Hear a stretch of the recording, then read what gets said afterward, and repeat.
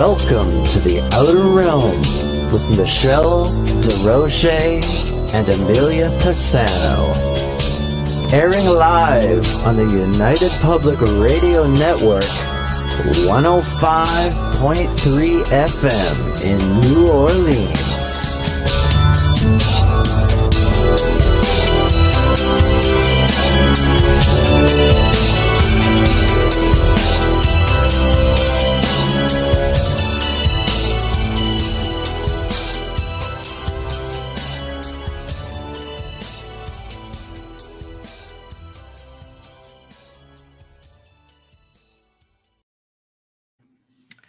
Good evening, everyone. Welcome to our Wednesday night segment here of the on the Outer Realm, broadcasting live on the United Public Radio Network 105.3 FM from the beautiful city of New Orleans. We are fully sponsored by the amazing folks over at Folgers Coffee who have been with us since day one, and we are so grateful for them. So thank you, Folgers.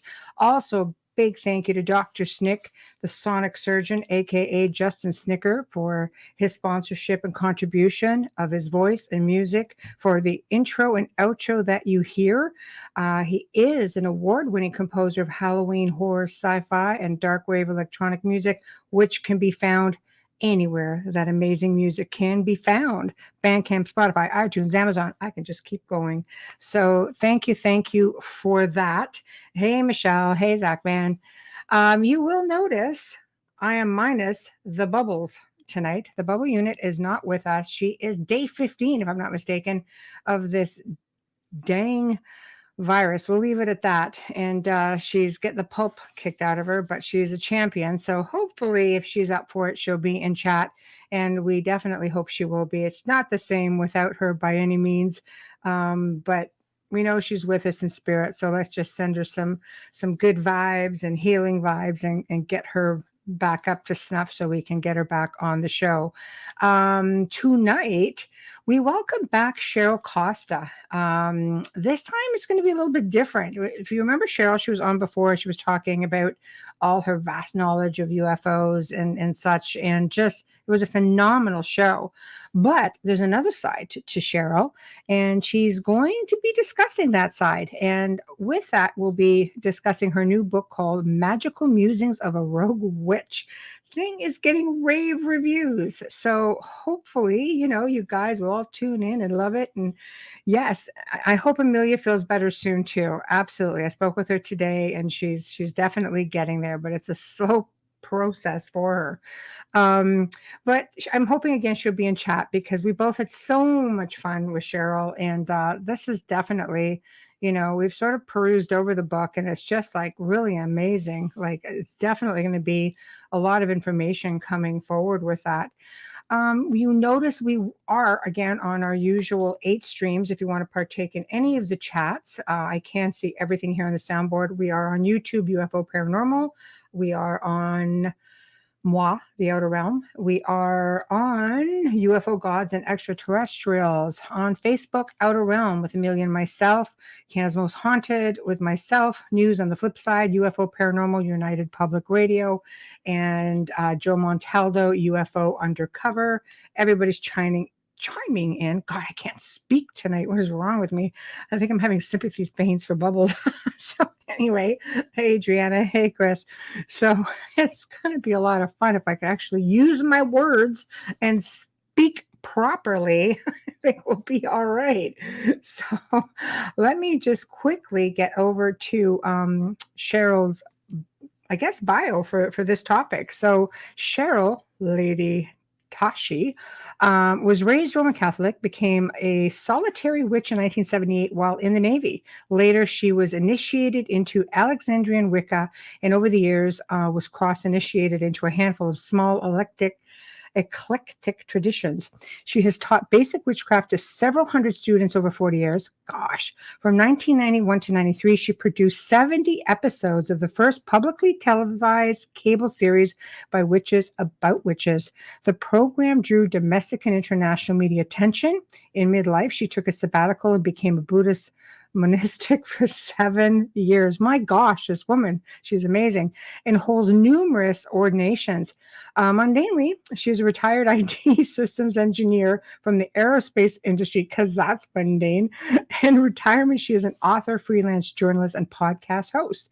As a retired Pastoral Priestess Lady Tashi will be a regular mentor to all the students of the mystical arts. Yeah, just mundane too. Hey, Trish. No, she's just like bloody awesome. So we're just gonna wait for her to pop on here. She's just amazing. I know we had so much fun with her and just perusing over this book. Amelia and I went over it today over the phone through the hacking sessions.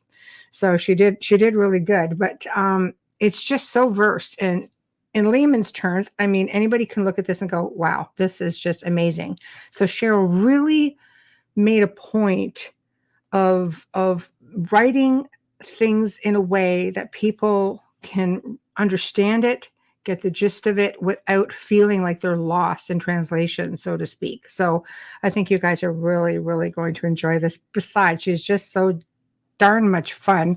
We really had a good time with her the last time. So I am hoping she gets here soon. Oh, hello, Doreen. Everybody in chat is filling up. So hopefully, come on, Bubbles. You can do it. All you got to do is type. As long as she's not sleeping and medicated, hopefully she'll come on and join us. So we don't tackle a lot of subjects on witchcraft and magic, just because it's not really come up a whole lot. Amazingly, we get approached by people from all walks of life. We have had guests on, Utu, which Dr. Utu has been on a few times, and he's talked about that. And then we've had Kat Thagard, who's been on with him. Few people here and there, but we do have, I know next week we're going to be talking about magic again on Wednesday night, as Jim Girard will be back on. And he was also like super interesting. So all of a sudden, it's coming up, and it's not that, we don't welcome it. We do. We welcome things from all walks of life. And I have to say, I recently did a radio show with a friend of mine who I really adore. And he's just got he's got a hit radio show as well. It does very, very well. They actually tour with the podcast. And they are let's just say they're very unusual group of listeners. And I won't say unusual in a bad way, but their belief system is very staunch. And it was interesting because people kept seeing my red hair and asking if I was a witch. So it's like, what does my red hair have to do with being a witch? But I took it gracefully, and I just said, no, I'm not a witch. And they're like, and your skin is so pale, not a vampire either. Mind you, some people may debate it, but no, not a witch, not a vampire. Do you believe in God? Yeah, believe in a creator, believe in all kinds of things. I said, I just really welcome people to think with an open mind. The outer realm really is about shows and people coming together from all walks of life and sharing ideas. So if, just bear that stuff in mind. Open minds, not always judging a book by its cover, because they were quite surprised to find out that I actually help. And through the last 2 decades, I've helped thousands of people, with attachments and just with educating them on the whatnots and what to do, what not to do. When you fall into that situation, investigations, things like that. Hi, Kathy. And they were a little bit shocked. So yeah, the witch vampire with the red hair and the pale skin actually been known to kick some demon ass. So, for the lovely group of people who were tuned in that night, some of them were actually quite surprised and very receptive. Others are kind of like, we're still not too sure about you, but it was a lot of fun. So with that being said, keep an open mind, people, because I bring in all kinds of folks from all over the world who talk about some things that might leave you scratching your head thinking, come on. And I'm saying this because I've got a few coming up in the next few weeks. And it's going to be very important keep an open mind. We don't know everything. We are a grain of salt on a very, very big beach. And I think if we looked at ourselves that way, we would start to see things as being universally challenging, for sure. Possible? Yeah, I think anything is possible. So it stretches the gray matter. Yes, it does. And right now, my gray matter is having some issues. So, Zach, I remember seeing those kind of comments when a certain flat earther was on your show. Keep an open mind. Never mind. I have to tell you, that flat earth guy got more hits on YouTube, no matter where he was posted. And I can't even tell you how well the archives did. And that was another example, because the chat room that night had more people than we've ever had. And we get a fairly decent amount of people. And as soon as they realized that we weren't attacking him, oh my gosh, like at first they're like, oh, a couple of witchy women and stuff like this. I'm like, oh, here we go again, right? Honestly, though, when he realized, or they realized, that we really were respectful and quite curious about all of this. I mean, we are learners as well. When these guests come on, we're learning like everybody else. I've heard of the flat earth theory, but I've never heard anything to substantiate why it could be a possibility. And he was having fun. We were having fun. The listeners were having fun. And I think there were a lot of people surprised that night. And big treat for all you flat earthers. Yep. Right here's the old trusty list. He is back on the show May 26th. There you go. You be there with bells on, and we're all going to have fun, because there's going to be some, new presentations and stuff. And I thought, yeah, this guy is hilarious. He's so much fun. And I love it because he believes in his cause. Whether it's a fact or it's not a fact, he believes in his cause, and that's what matters. Here's my lovely friend, Cheryl. Hello, lady. How are you? Good. How are you? I'm good. Welcome, welcome. We are down a little bubbly companion who's down day 15 of her pandemic virus thingy, and she's just like, hey, Ken. So yeah, she's just like, I'm going to try to be in chat if I'm not overly medicated or sleeping. So I'm like, okay. Oh, I know she's been down 15 days. It's not the same without her, for sure. So none such bubbly companion this evening.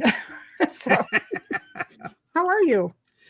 I'm kicking butt, taking names, I love it. I love it. Everybody just line up. All right. So, boy, since the last time you were on, which was a phenomenal show, by the way, we had a whole lot of fun with you, and you're just so versed. And all of a sudden, I'm like, wow, this gal does everything. And I'm reading the new bio going, it's like, what don't you do? It's fantastic. So why don't you just kind of catch people up with a little bit about yourself, and then let's just blend right into how you got on the topic of magic, of course. Okay. Well, okay. I've been wrestling with this afternoon. Of course, yeah. And after we're off the air here, I'll send you over a link for Okay. 22 years ago this spring. Right. I came out as a witch. Wow. Okay. Yeah. And I didn't do it. I didn't do it small. I teach my students, if you're going to do something, do it big. Think big. Yes, right. Okay. Good for you. So Right. I came out on the front page of the Metro section of the Washington Post. That's pretty big. The hell? All right, girl. Actually, go back about a couple of weeks earlier, 23rd of May, 1991. Right. I got a phone. A lady came to my door, knocked on the door, and said, "You don't know me, but I went to school with so-and-so, and he's the executive producer down at Channel 33. He says he needs to talk to you really bad." I've been developing a television program down there part-time. And I thought, well, maybe the place burnt down or something, Be my I luck, better right? call. I didn't Right, back right. in those days. Not everybody had a phone. Right. And this was one of those deals where I had to take my little MCI card, walk down to 7-Eleven, get on the payphone and call in. And I called in and I says, well, what's going on? He says, a 300-word story went out on the Associated Press this afternoon about your program that hadn't aired yet. Okay. Oh. And I simply, being the rigid producer that I was at that time, I said, well, did we get any press ink? Yeah, right. And he says, no, Cheryl. Now the 300-word article was about the fact that we had in a couple of weeks, actually a couple of weeks at that point, it's like 2 weeks, we were going to debut the first of 6 episodes of a witchcraft television program produced by witches for witches. Yes. Okay.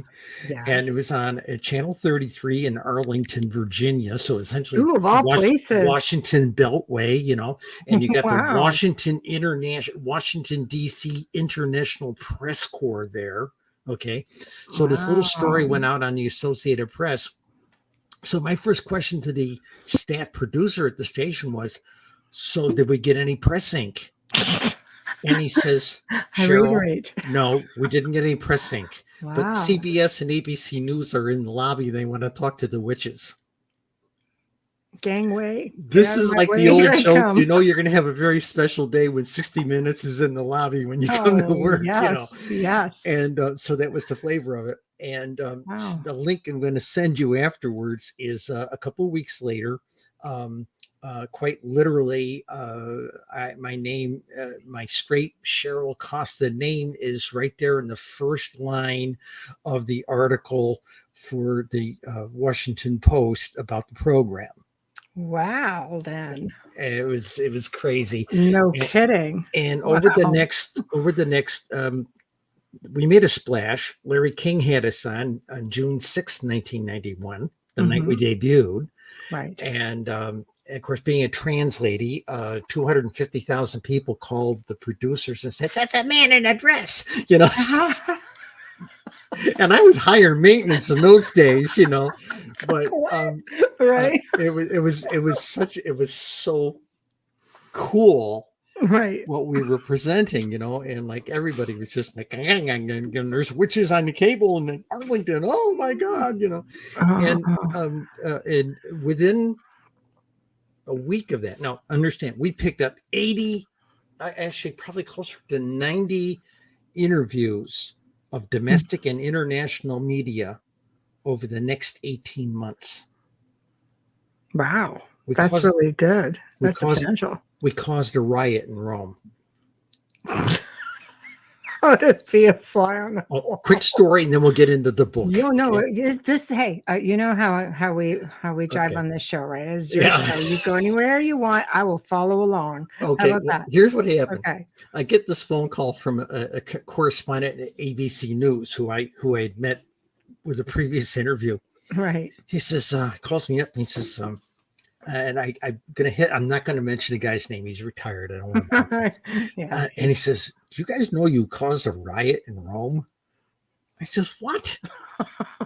He says, he says, "You did an interview with Italian people, right?" I said, "Yeah, we did an interview with them." He said, "You did an interview with Italian Look magazine, and it was still being published over there." And I said, "Yeah." He says, "And you did an interview with Italian Channel 4 in Rome, right?" And I said, "Yeah, they're Washington bureau showed up." "Yeah, why?" He says, "Well, the articles all hit the newsstands in Rome the same week. And Channel 4, there's after 6 o'clock news thing at 7 o'clock to 8 o'clock before prime time. They always had like this local news, not news, but kind of magazine hour kind of thing, the news magazine hour. Yeah. And they aired their piece on us. Okay. They sat there through 3 of us taping 3 episodes one afternoon. Okay. We used to set up and tape 4 episodes. We'd rent the studios for 6 hours. Right. And we'd come in there, set up, only had to set up once, only had to pay the babysitter once, only had to feed the crew once. Right. Took the host of the show We took 4 outfits for her. Every time we broke for a break at the end of a 30-minute taping, she'd change clothes, came back, made it look like a different day, Right, right, the right, television magic, as they say. right. And they sat there for the whole 6 hours with us. So they had enough material for a really good special. Right. After it aired, now in Rome, they don't have a lot of single family homes. It's a lot of high rises. And the classier the high rise, the more money you have, the lesser classy the high rise, the more poor you are. Oh, And interesting. all these women started coming out into the alleyways from these tall high rises, marching through the alleyways, chanting. By the time they got to the gates of the Vatican, Oh my, no, don't tell they me were they went to the upwards of Vatican. 3,000 strong. The gates were closed, of course, Yeah. chanting in Italian, "We are the witches, we have returned." Oh no. I'm sorry. That had to have been a sight and a half. Can you imagine the poor Pope sitting out there going, like, what is this? Wow. After the story after the Washington Post story and us appearing on Larry King, we were both being followed around by 4 different law enforcement agencies. Oh no. Because it was unheard of to have witches out of the closet talking about this stuff openly, and not just like decrepit people. Yeah. People always painted the story, they're on the fringes of society kind of people. Here I was a computer programmer for IBM, that kind of thing. I know. That's what I was saying, Zach, man. Causing a riot in Rome, that had to be one heck of a day for the Pope. Yeah. I blew our socks away. Me and the host were going, oh my God. And this was a $50 a week cable access program. Oh my word.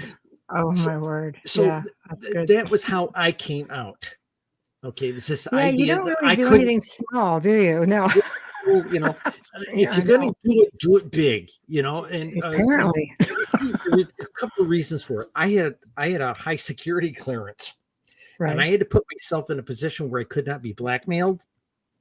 Ah, okay. So by coming out in such a big way, right, there was no way they could the people who control clearances couldn't look at me and say, "Well, we think you can be blackmailed." Okay, right. And I'd already learned that line a couple of years before. Amelia's in the house. Hello, Bubbles. Hey, there she is.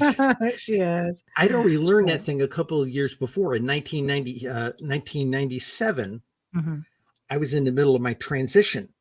Right. Okay. And I was very, very, let's just say this way, I still kind of dressed in that white shirt and tie, but I had 2 pierced earrings. My brows had gotten pretty thin and I had permed hair, Right. So the guy for the defense investigative agency, well, we think you can be blackmailed. We're going to turn your clearance off.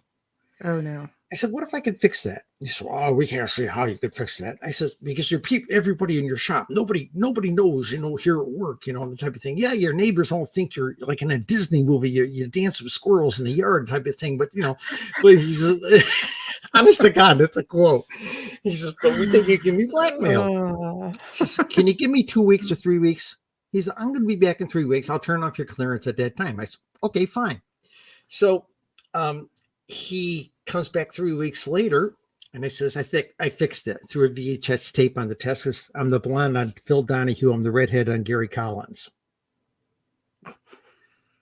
He looks at me. This guy's overweight.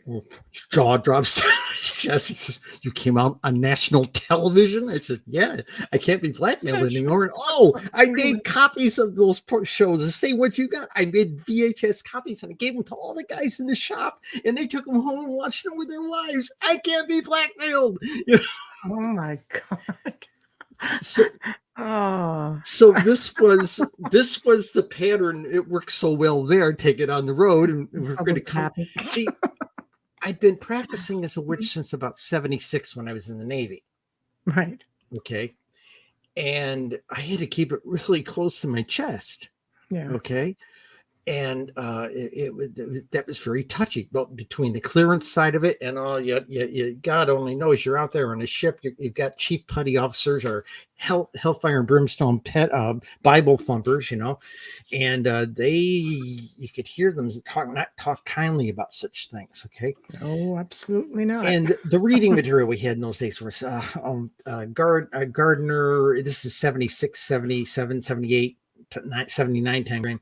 It was Gardner, Alexander's kind of stuff. That was about all that was out there at the time. Wasn't until like 82, after I'd gotten out of the Navy, when things like Starhawk and Drawing Down the Moon came out with Margot Adler, Right. And so I had to keep it close to my chest. And then later I'm out of the Navy, I'm in defense industry, and I got this clearance still. It's hanging over my head. So I was always had to what do they say? What do we call it in the trade? Oh, the shadow self, that spy self. You have to kind of keep that shield up, that, Right. of who you really are, and pretend to be somebody else, Right. and I couldn't live with it anymore. I had been in the closet as somebody who was going to be a trans person for years. And then there was this whole thing with the craft. And I figured, if I'm ever going to unleash my craft properly, I have got to let down this facade that was draining my energy, as they say. Right. And so I did mine on Larry King and on the front page of the Washington Post. Just a little stint with Larry King. That's hilarious. Zachman thanks you for your service. So, well, yeah, he looked at me. He says, "Do you guys put bad spells on people?" I just looked at him and says, "Nah, it's too much work. They're not worth the trouble." Let's not go there. I can, but I won't. I might, maybe. So Amelia says, "I'm with Zachman. Thank you very much for your service." There you go. Okay, so here's where we go. Recently, we published a book. There it is. Magickal Musings of a Rogue Witch. Yes. Okay. Yep.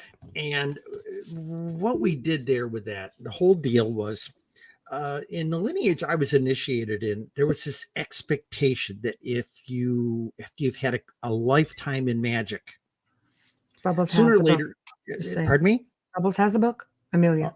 Sorry. Well, we all call her Bubbles. So if we hear that throughout the show, that means Amelia. That's her. Okay. Cool. Okay. Sorry. Go ahead. So this flavor was that when you retire, you should write your book of life in magic. Right. Some people write the proverbial, excuse the expression, Betty Crocker book of spells, that kind of thing. Right. Some people write a management book, how to manage gaggles, circles, covens, clans, that kind of stuff. Right. There other people have written the story of their coven, maybe over 40 or 50 years, and others have gone out and just written a memoir of their life. And I retired in December of as a pastoral priestess. I retired in December of 2001. And I looked at this and I said, what am I going to do for this? Now, I attempted to start writing something like this a number of years before, about 8 years before. I showed the manuscript to my adult daughter, a magical adept in her own right. And of course, she trained with someone else because mom's stupid. Always the way. Okay, always the way. You can't teach them anything. And she read it, and she looked at the first manuscript and of my attempt to do this, and she said, "I think you're handing out loaded shotguns to third graders." Wow, you made it too simple. I was just saying that this is so much, even a layman can understand it. Well, okay, this is the second try. I took that one out. I let it sit on the shelf for a couple of months, went out, read it again, and I said, all right. I took it out in the backyard, put it on the grill, poured lighter fluid over it, and burned the manuscript. Oh, you did not? I did. This is around 2000. Oh. This is around 2004. And so what I did, actually, it was around 2004. So what I ended up doing is, as I actually did retire, the last year I was teaching. It's COVID. We were all locked down. Right. And I picked up 44 students. We had nothing. None of us had anything better to do but watch streaming TV and drink, right? So that's a bad combination, though, the drinking and the spell casting. Could be interesting, mind you. But most classes, you teach a class, and for those who don't know this about when you teach, you start out with 40 or 50 students, and you're lucky to finish with 4 or 5. Hmm. Some people leave and say, "Oh, I didn't know studying magic was like taking like a very heavy college course," and it was a lot of reading, it was a lot of writing, Mhm. and they didn't know this, or they said, "Oh, I no, this isn't where I'm going. I think I want to go over here with the Norse guys or shamanism or something like that." Okay, fine, great. It was a good place to find yourself, Right. Right. And after about 5 to 6 months, you've weeded out all the I don't want to call them the wannabes, but the people who didn't know what they were getting into. Mhm. Okay. Right. And so, but because we were locked down, this is the first time I ever had to teach a virtual class. Mhm. So it started, I had a private page on Facebook. And of course I got introduced to Zoom about that time. Right. Okay. We had Mhm. Skype and Zoom available to us. So I was doing these classes virtually. I was writing these essays. Of course, I had been a columnist for Wicca magazine for a couple of years, so I already had a style for how I would explain magical things. Mhm. So I had this whole collection of articles I had written, and then all these essays I wrote for the class, teaching that first year and a day kind of stuff. Okay, Mhm. and I came from the school. I was taught spell casting right off the bat, like most people, a little bit of God and goddess stuff, and then, Mhm. start learning spell casting. Right. And 20 years into it, 44 years, I said, this is ass backwards. We should be learning divining up front. Most people don't even bother. Oh, I don't monkey with that stuff.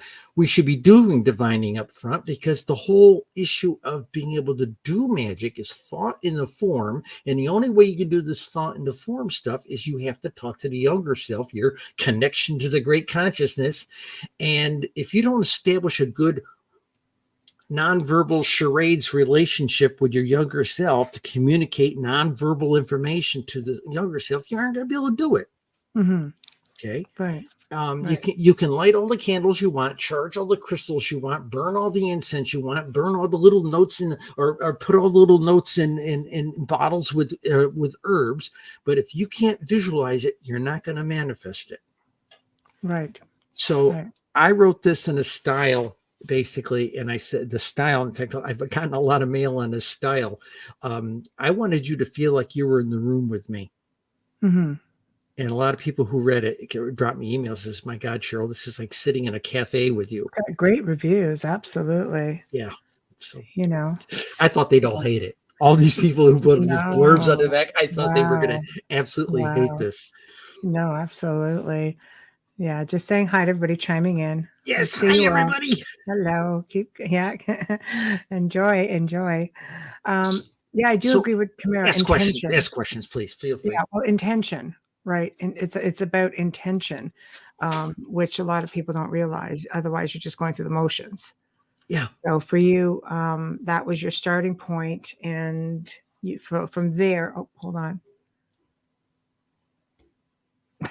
Okay, we're talking about witchcraft tonight. So I'm going to let Cheryl continue on, please. Okay, yeah, especially if you thought I was going to do something about UFOs. Now, I didn't come out of Right. the Nope. closet on UFOs Right. until 2013 when I started writing a Right. newspaper column about it. Right. That's when I came out on that topic matter. That was like the last of the big come out of the closet things for me, because I'd been reading stuff about UFOs since I was 12. Right. Okay. Not that I was a fanatic about it. I didn't have little models of it, didn't have pictures posted all over my room, but anytime I had something come across my desk, or my mother had something, or we saw something in the library, I read it, Right. Um, Right. so part of being a witch, from my view, is coming to grips and facing that secret identity, shadow self, that you put, that little mask you put on in front of everybody else, and say, I'm just a normal person here in the suburbs like you are. Right. You Right. know, It's like, okay. all the time Right. that I'm reaching in my back pocket, making sure my wand doesn't show, So, Right. Right. Okay. um, Right. I had a camera crew here weekend before last. They Right. were with us all weekend Right. shooting a documentary about our current UFO research. Okay. Right. And they were here in the apartment all weekend with us. And at one point, when the guy was over here in my work nest area and he saw my wand laying on the desk, he says, "Wow, is that a real magic wand?" "Yes." He said, "Can I touch it?" He starts to reach for it. And I said, "If you want to walk out of here on human feet, don't touch it." And It depends. How do you like your life as it is? yeah, You know. he Oh, says, that's "Does funny. magic really work?" Well, Right. I used to be a boy. Right. Oh my God. But one of the other important things about magic is this Mhm. idea of intention. Right. Too many people want to learn this stuff because they know they can covertly, "I'm going to get Susie. I'm going to fix her wagon for stealing my boyfriend," that kind of thing. Okay. Right. There's Right. too much of that. Right. Okay. And the best magic you can do is channeling at yourself to Right. make yourself grow, to develop yourself, to mature yourself, to discover yourself. Right. Yeah. Okay. Yeah, And absolutely. it's a message I hammered home in this book. You should be turning it in upon yourself. Don't waste it on these other people, except maybe for some occasional healing. Don't waste it on other people. Put it into your own life. Mhm. Don't sit here and try and use magic like a vending machine. I want a new scooter. I want a new bicycle. I want a new surfboard. Right. Forget the material goods. Think about, where do you want to be 20 or 30 years from now? And what can you do with the magic to steer the course of your life so these things manifest? Mhm.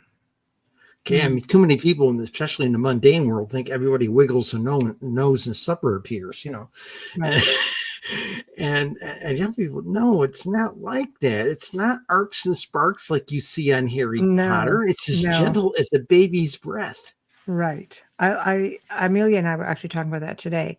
That's a really nice analogy. Like, it's a nice way to put it. People think it's all so gloom and doom and high powered intensity, and it's really not. You're basically making it, saying, no, it can be a very gentle process. You can just ease right into it, gently. Agreed. And I know I mentioned in the book, there was this thing, I have this attitude about these great big, we got 30, 40 people together. We raise some really great energy, Yeah. No.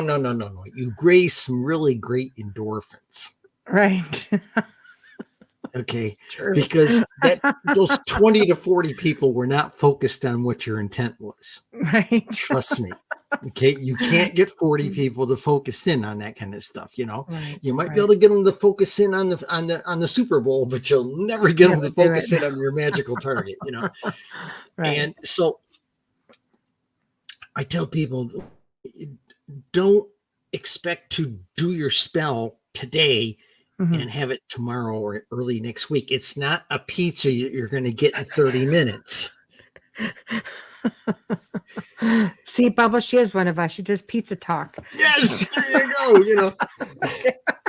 I know. Always with the pizza talk, Bubbles. Nothing like a nice big pepperoni pizza with a little bit of sausage on top and some pepper, some fresh peppers, Yep. that type of thing. And if you're really, really exotic, Right. shrimp. I don't know how exotic I'd feel with that, but the shrimp. Have my pizza shrimp. That'd be me. Seafood pizzas are very interesting. They really are. Bubbles. Oh my God, I love you, Amelia. Yeah. I know. Right there. Magic is like the ripples of a pond. It's a process to change energy. Absolutely. It is. And exactly. A guy, I never played a musical instrument. Right. Okay, well, I played a recorder for a little while. Wasn't that great at it, Me all. and I had a layer. Okay. And I got so I could play Amazing Grace on it, Right. And but the thing is, a guy friend of mine who played a tuba, Right. he taught me this lesson. He was a witch too. And he said, Right. playing this tuba is about getting air to move. Right. Okay. And magic is about getting energies to move. Mhm. Okay, Right. the energy you're already you don't have to churn it up from yourself. You're walking through an ocean of it on a day-to-day basis. Right. The That's great true. consciousness is all around all of us, everywhere, every when, every being, everywhere, every when.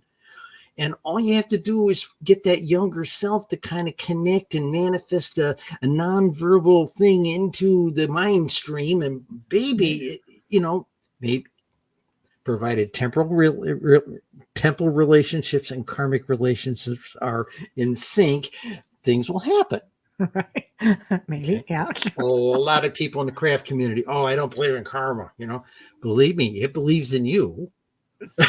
Yeah. See, that's a good thing that you actually talked about that, because I don't think people understand that when you're working with energy and you're directing energy elsewhere, and based on intention, somebody needs a good, I'm going to give you a shot.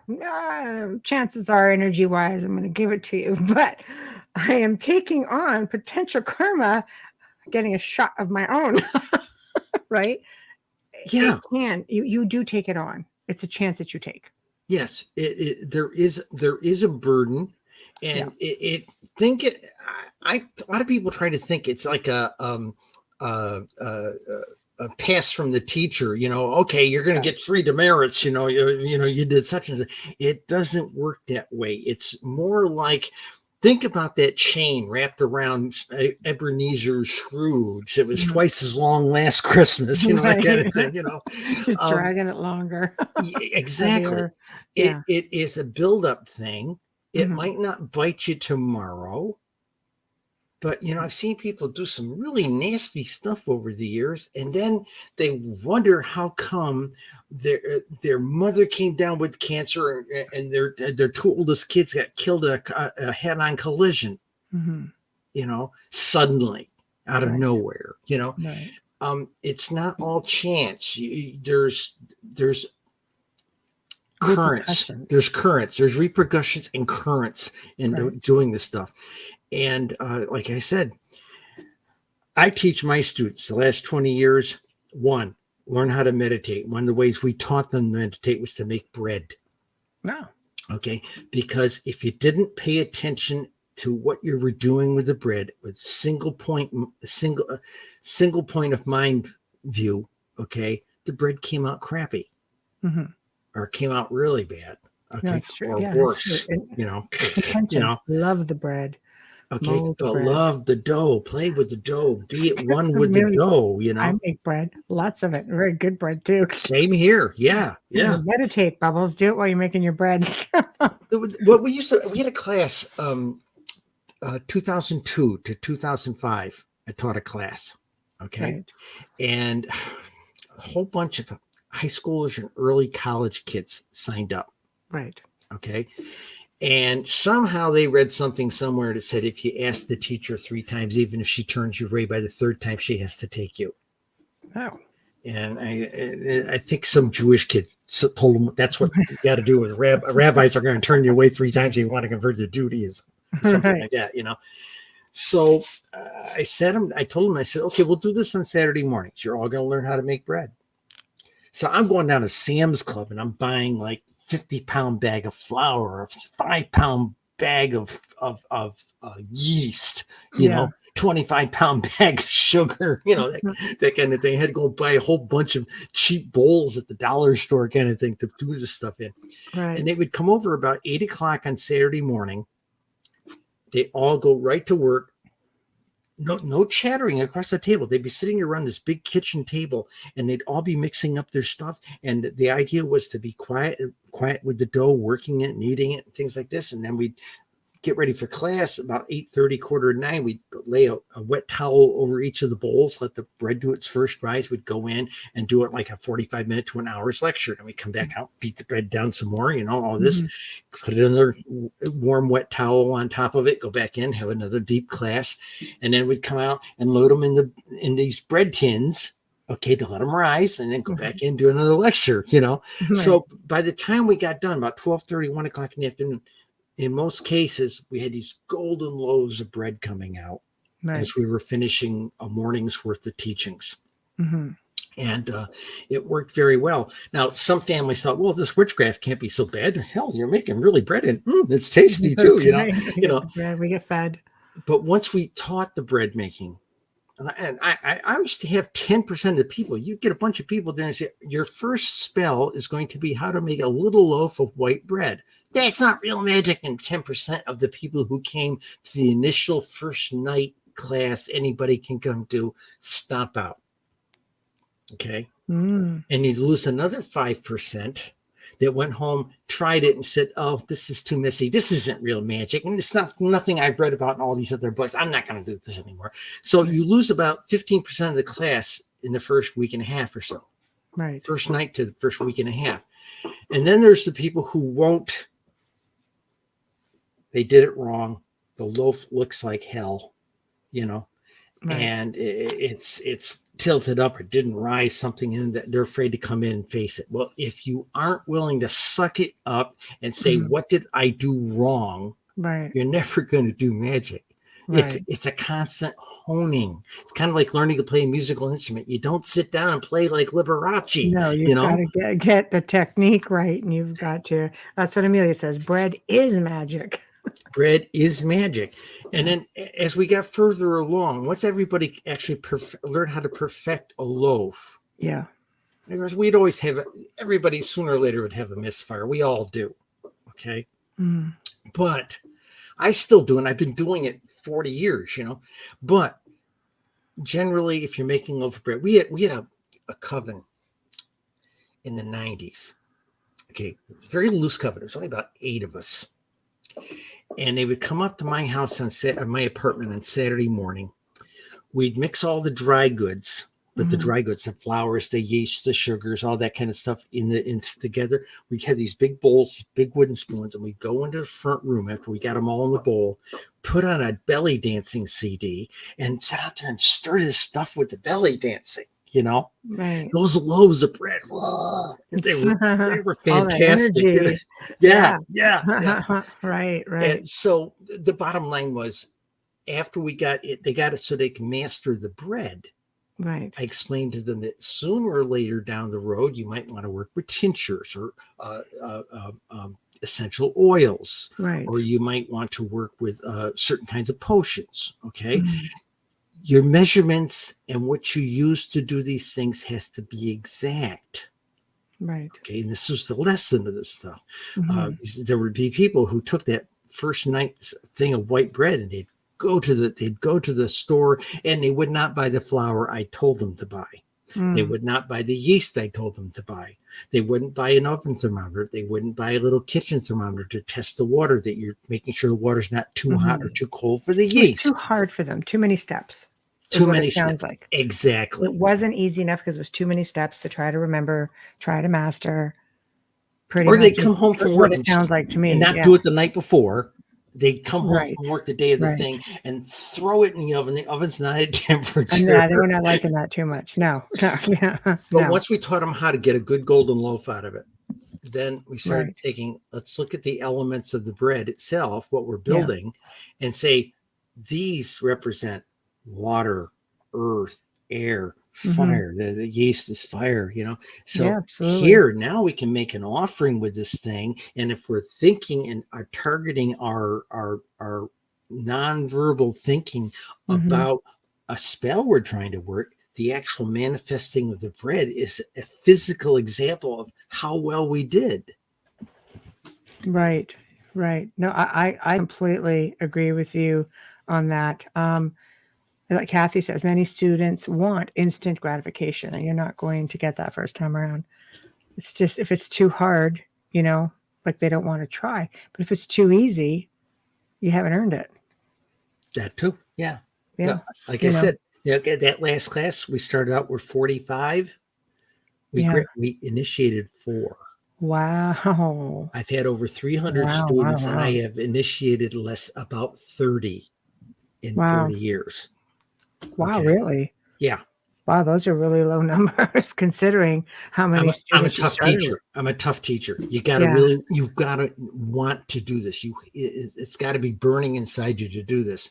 right, And I tell them right up front, this is not about dancing around in robes. It's not about burning right, incense, right. lighting candles, and charging crystals. I said, you won't find any of that on my magical altar or my shelf. And oh, No. by the way, I used to be a volunteer fire person. I don't Mm. want to see 90 candles on your altar. That is No, a no. fire hazard.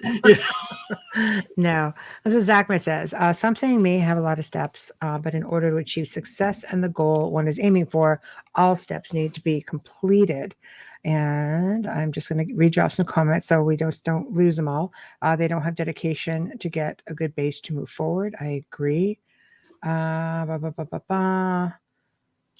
my depends on. Somebody asked me a couple of days ago. I was in a conversation with someone, and they said, who did you end up initiating? I said, the best of the best, or the people with the most stamina. Right. I was one of those people back when I was in a particular coven environment after I got out of being a solitary, so to speak. Right. There was this group called the Thursday Irregulars. Okay. Mm-hmm. And we met on Thursdays, and we had couples. I had a spouse at that time, Mm-hmm. and this is in my male persona. Mm-hmm. And we all broke up with other people in the group. There was about 8 of us. Okay. Mm-hmm. And so my spouse went out for this other guy, for a priest, and all this. They broke it up. And me and this other lady, we'll call her Moonbow. And 2 of us got together. So it was 2. Well, she figured me out very quickly. It was essentially 2 women doing a circle. Right, But right. but I was very closeted at that time. Right. And the funny thing was, everybody else would get up there and do these grand ceremonies and do all this stuff with a degree of precision. It was a Broadway show, for God's sakes. Right. I get up there with my 355 cards with my ritual, and you do something wrong and they flip, or you end up setting them on fire on the candle or something, and the joke was with the rest of the group was you could almost hear the gods down the hall rolling on the floor laughing, Right.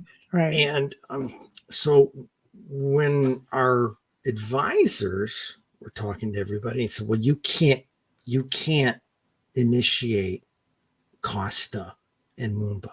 You can't. Why? They're the biggest screw ups. Right. That's where that line, you can almost hear the gods on the floor laughing their ass off, And so they initiated everybody but the 2 of us. Wow. But 3 weeks later, all the elders from the clan invited us to something, the 2 of us to something, and they initiated us. And we said, why are you doing this? Yeah. Said, we're the screw up. Everybody Wow. laughs at what we do. And he said, yeah. sometimes the gods like sacred clowns. There we go. Well, here we are 44 years later, and we're the only 2 that are still in the craft. Wow. That is interesting.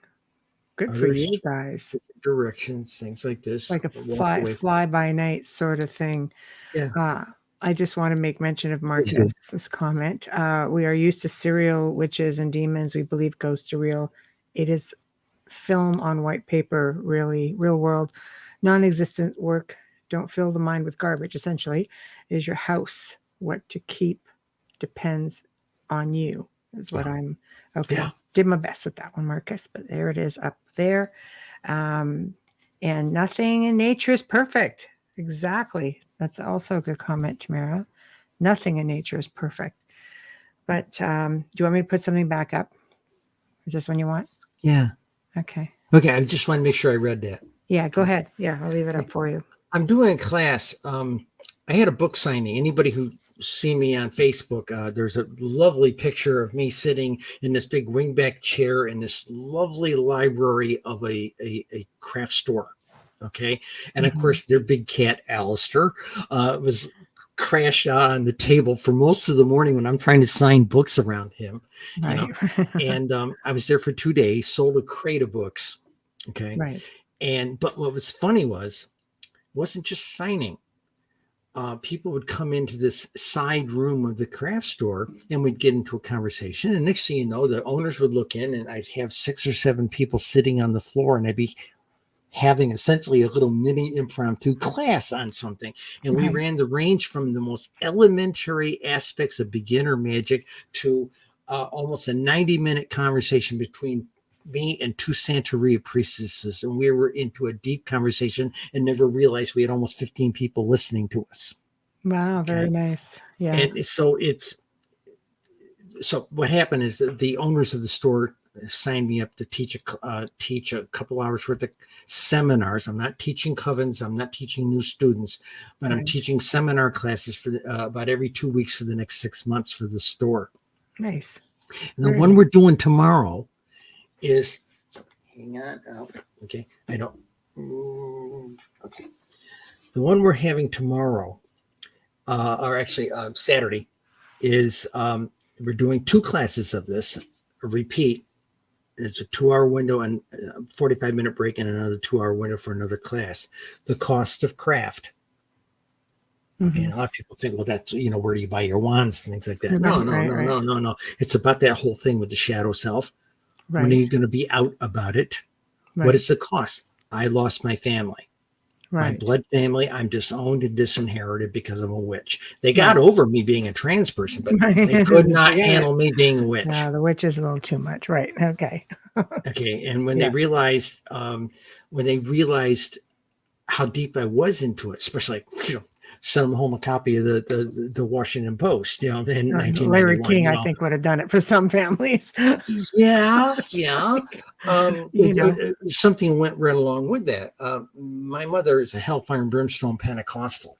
Oh, geez. She was in this Assembly of God church at that time. Yes.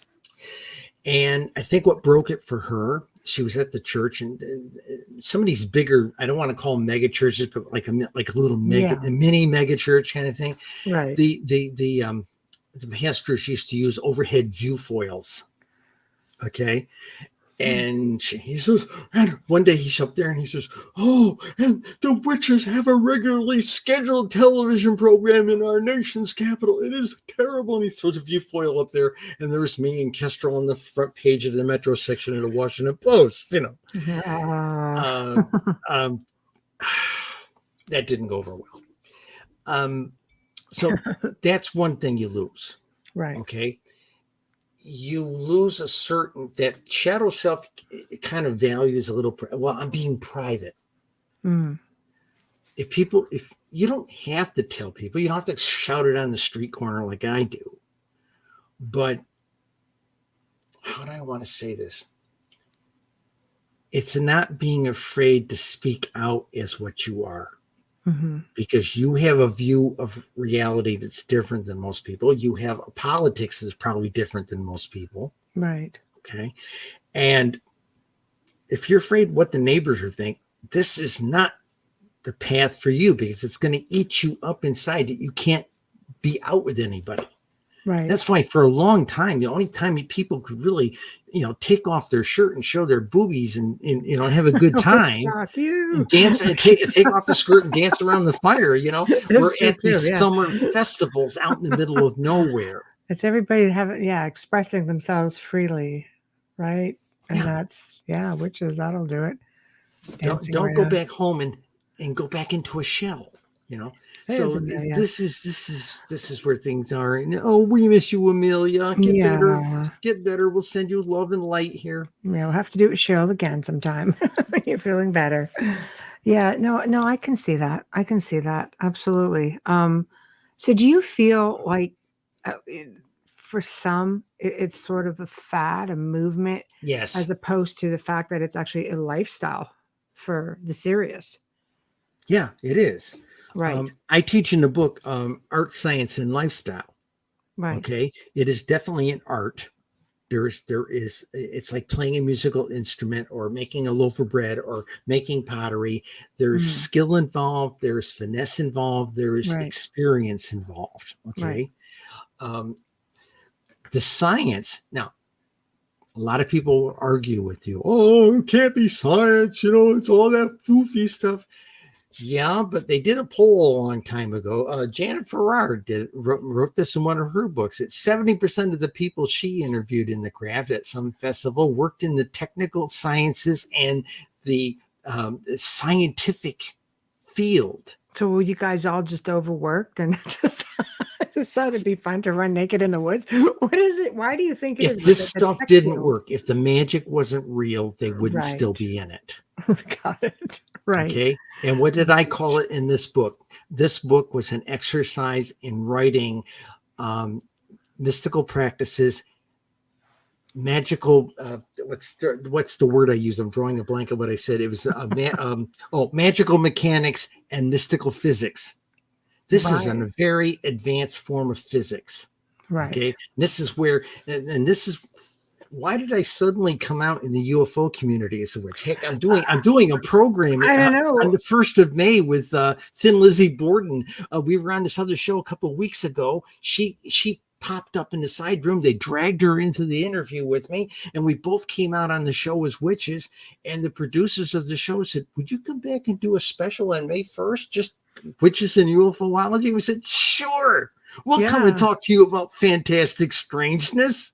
I know. I like the way they mix together. Like, I know there's one part of this where you're like, how do I touch an alien? We all want to touch I won't say we all want to touch an alien. I could have touched an alien one night. So close. This is like right there. But I'm thinking, no, I think I want to touch them for real. So your perspective. The 3 that I have met, Okay. off-worlders that I have met. Remember, I used to be a journalist. Okay. Yes. Fox Mulder or Mr. Kojak, one or the other. The ones that I have met, I'll give you an example. If you were to Google something like reptilian aliens, you always find this artwork of these guys, muscles, and they look like they need a case of prune juice in the worst way. That kind of thing. But the people I've interviewed that have a tight friendship and relationship with somebody who is a reptilian race. Okay, see, I'd be interested in learning more about that, because you look at them and they just look like they want to eat you and not in a pleasant way. It's like... They're gentle, soft-spoken, and enlightened. Come on. Really. See, even Dolly, who has experience with many ETs, is going, wow. Right, Dolly? I know. And I don't think I've ever they have a very interesting sense of humor, and the sense of humor, it's not come across too many nice reptilians. See, even Bubbles is on. We're all going seriously? What? Wow. Is this one of those judging a book by its cover thing? Yes. Oh, it is. Okay. Oh, think about this a minute, man. There was a snake in the Garden of Eden. Oh my goodness, That means no, it was a lizard. It was a dragon. And what did the dragon say to Eve? You're better than this. Yeah. You're better than this. He isn't in charge. You're smarter than he is.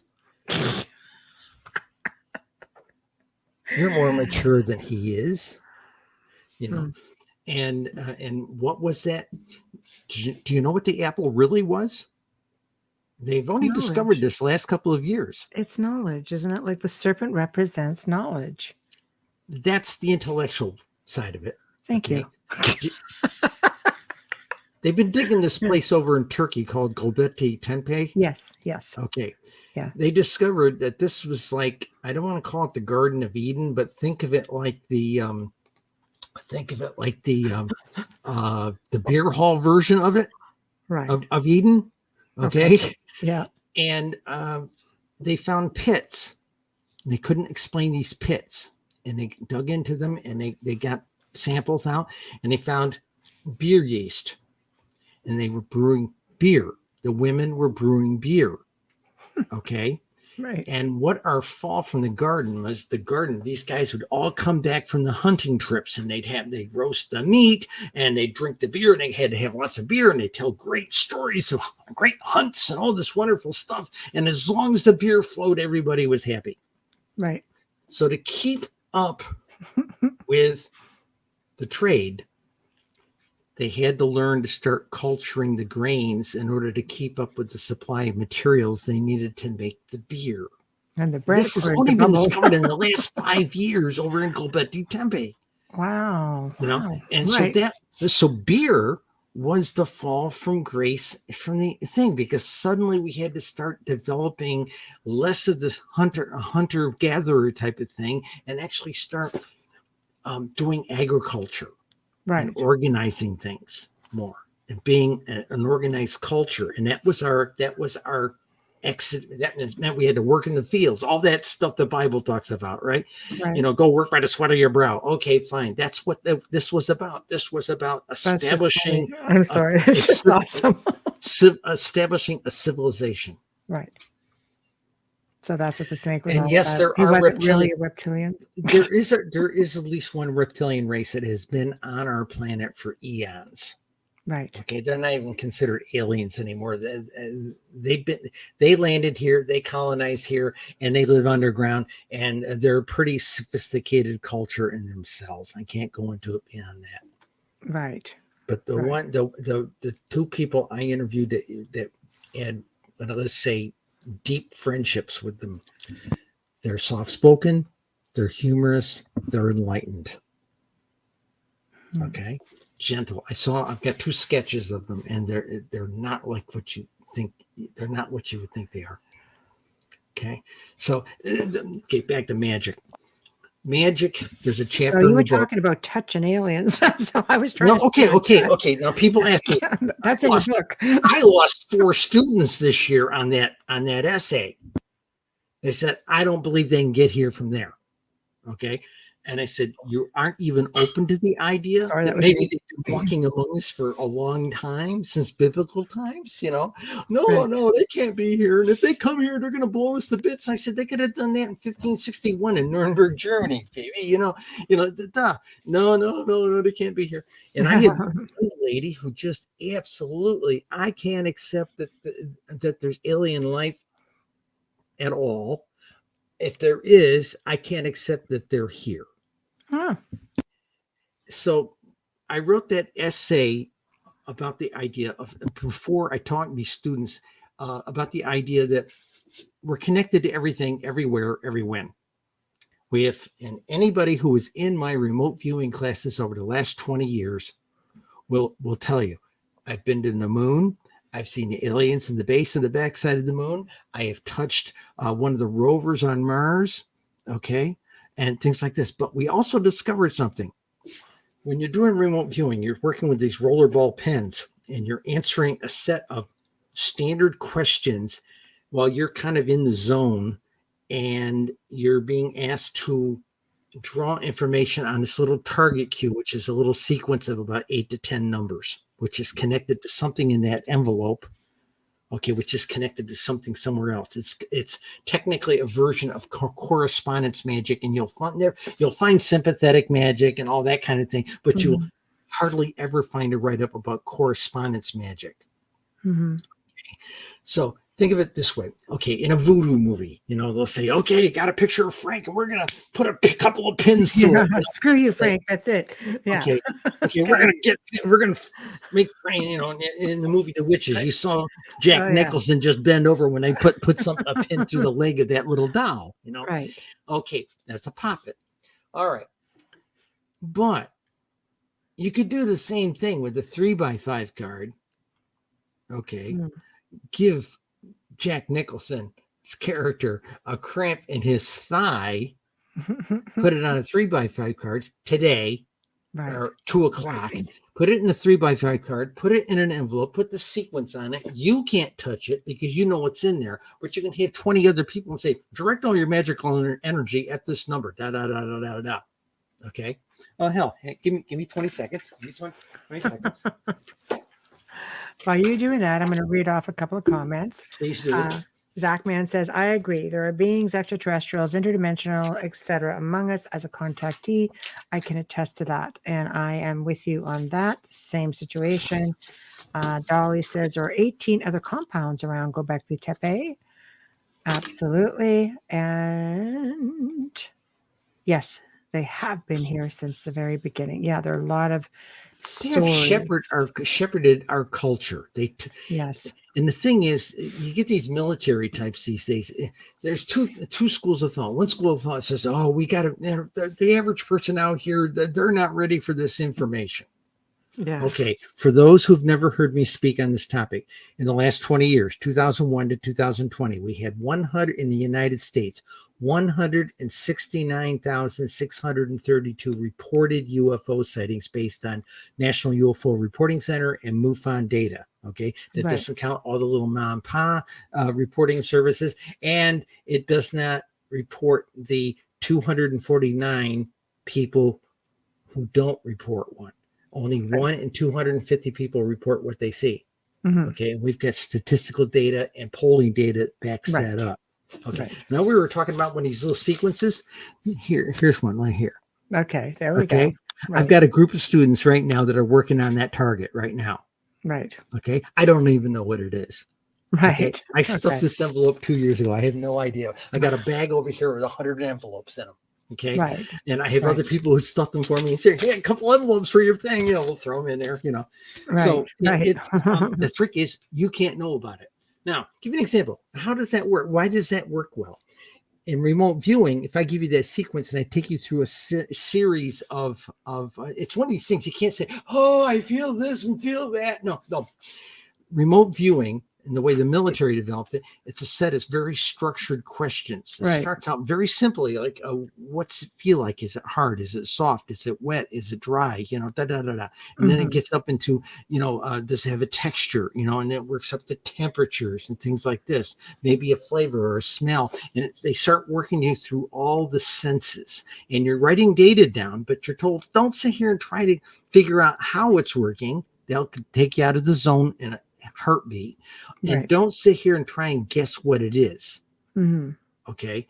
Right. I had a student once upon a time. You'll love this. Once upon a time, drew this. Okay. Okay. And she immediately jumped up there and said, oh, that's got to be a truck or a vehicle or a car. Okay. Mm-hmm. Well, that's when she blew herself out of the zone. She did that, shifted her consciousness from that right brain thinking to conceptual thinking, right, left brain thinking, and it completely took her out of the zone. Right. The target ended up being a fruit basket. Wow. Yeah. Okay. Right. All right. I had a gal who said, oh, my EAP, she wasn't going to do the structured thing. Mm-hmm. And we kept trying to walk this one student. I did it on Zoom. Okay. Talked them through the protocols, and she wouldn't follow the structure. Oh, I can just tell you what it is. And she starts drawing it in the margins. By golly, she damn near drew the thing. It was a motorcycle. Ended up being a Harley motorcycle. And she you could see the stanchions, you could see the exhaust pipe. She had all this stuff, pieces of that motorcycle sketched in the margins, but she didn't follow the protocol. Right. Okay. And we had several arguments, and she was also one of the people who say, ET can't get here. And finally, I basically said, either get with, I'm not telling you to believe in this stuff, but I'm telling you to be a little bit more open-minded, because craft is about fantastic strangeness. Right. Heisenberg, the scientist who came, one of the scientists who came up with quantum mechanics, says the universe is stranger than we know and stranger than we can know. Right. Exactly. And if you do this stuff, when Linda came into my household 20 years ago, I told her up front, you're coming into a magical household. Be careful what you think. Be careful what you say. Be careful what you say in anger. Right. Okay. And she has become very, let us say, over the first 3 years, as she saw, she made things happen just because she was here. She has been extremely respectful of it and is quite an effective hedge witch these days. Right. Wasn't into magic then, but she is now. Well, just going to leave that right there. Right. So, right. But the key thing was reaching out to touch aliens. People say, "Why can't I? If I'm touching everything, why can't I?" Well, okay, something we found out with remote viewing. Right. If people, there's this subconscious thing, you don't know what that target is. So Sure. we had some standard target cards. I always had the people who were stuffing envelopes for us. Right. 2 times removed from us. It was the people who stuffed the envelopes, blank envelopes, and they might put pictures in there. They might put 3x5 cards with information in there to target. And then somebody else, a completely different person, a couple of weeks later would put the random numbers on there from a random number generator on the computer. Mm-hmm. And I'd get this nice big sack of 100 envelopes. Right. Okay. I know I've got target cards in there, but I have no idea what 25 of those cards are, which ones they are. Okay. Right. And we started noticing a pattern with some of the classes. When the remote viewer is doing something, if you can't get anything more on it, Mm-hmm. you put your pen down and you put it down loud. Mm-hmm. And usually the proctor will tell you, pick the pen up, touch that number that you've written down on your paper, touch that sequence number and see if you can retouch the younger self a little bit. Mm-hmm. And okay. Mm-hmm. Well, okay. Those cards, these people, 2 or 3 people of a group of 10 people would put their pens down. Mm-hmm. Couldn't do it. One guy broke out into a cold sweat. Mm-hmm. So what is going on here? So when we got into analysis after the session was done, Mm-hmm. the one target card was the Titanic, where it is now, under 2 miles of water. Yeah. And if you looked at the guys, what they call AOL, anomalous logging, down the margins, Yeah. I'll die. It's too deep. It's dark. Things like that. Wow. When we sent people to the, hair. There. That happens to me all the time. There's a card in there for the alien base on the backside of the moon. Mm-hmm. And 1 or 2 people put their pens down. Okay. Mm-hmm. But the others sat there and looked at you and say, whoever those folks were, they didn't like us being there. Yeah. ET that would be true. ET was well aware of them. Okay. Right. But the people who put their pens down looked at their AOL notes on the side. I can't go there. There's no air. It's too far. Right. Okay.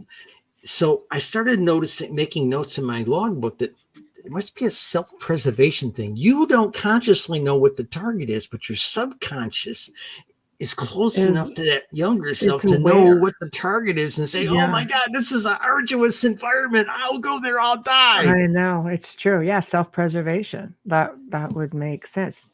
Yes. Sure. This is exactly. So we had Mars targets. We had those water geysers on that moon from Saturn. Most of the class had to put their pens down. Yeah. There ended up being one card in there. We had 15 people for a hard target party. 15 people put their cards down. One lady crawled all over that target. She was drawing in the margins. She was writing down the protocols. She was doing all this stuff. She was a seasoned witch of 15, maybe 20 years. Seasoned witch, a risk taker, that type of thing. And she never put her pens down. Right. And so there was this leap of faith stuff. I'll go. Let's go. Let's run into the fire, Yeah. And you know where it was? The wind. Yeah. It was Voyager 1 where it was. This is 2013, where Voyager 1 was like 13 billion miles from here. It was at the edge of the solar system. Radio signals took 10 hours to get here, kind of thing. She crawled all over that thing. And we had sketches. We were able to compare to pictures of Voyager. Okay. Wow. And it was amazing. But the thing what we learned out of this was, you want to reach out and touch the ETs on Zeta Reticuli 39 light years from now? Well, okay, a couple of things. And I hear people all the time, I'd like to talk to an alien. What would you talk to him about? TikTok? What are you going to talk I'm a to little the deeper alien? than that. They're hopefully, used to me, I think. yeah. Well, so there was all this issue of reaching out. One, you got to be extremely settled and extremely quiet. Okay, and you're not going to do this with 2 weeks with meditation practice. Yeah, Dolly says remote viewing ETs will get their absolute attention, and it can get you immediately looked at. And then getting back to Amelia's, who's interviewing from chat tonight, because she has no voice. What are your thoughts on natural remote viewers doing this? Do you think? I don't know. I personally think if you're natural, if you're natural, well, yeah, okay, would you have the same boundaries, that self-preservation thing, or would it just be? Baby. Okay, let's Oh, go. here we go, Bubbles. Keep me on Right. boundaries here in a minute. First thing, Okay. the naturals. Yeah. I've had a lot of self-proclaimed psychics come into a class, the first class, and they left at the end of the day and never came back because they couldn't do it. Okay. They wouldn't follow the protocols. They're Right. going to do it their way, and they wouldn't do it by what we were doing. And I usually taught a really good 90-minute class on how we're going to do this. Okay. And there was always refresher classes with every session we did, Right. And then there was you said talk about the boundaries. Well, sometimes there was a target in there that would be someplace really special. Like remember, other people were stuffing these envelopes. Right. Okay. Somebody stuffed one in there with the White House. And this one class, which is about half pagan witch people type thing, half, not all. Okay. Said, put their pens down. Some of them put their pens down and said, they're not supposed to be there. They didn't know what the target was. And we came away from target analysis afterwards. We open up the envelope, see what the target is, and go over everybody's sheets. And we realized, my God, the White House is warded. Wow. Okay. We tried it on a couple of sensitive military installations, got the same situation.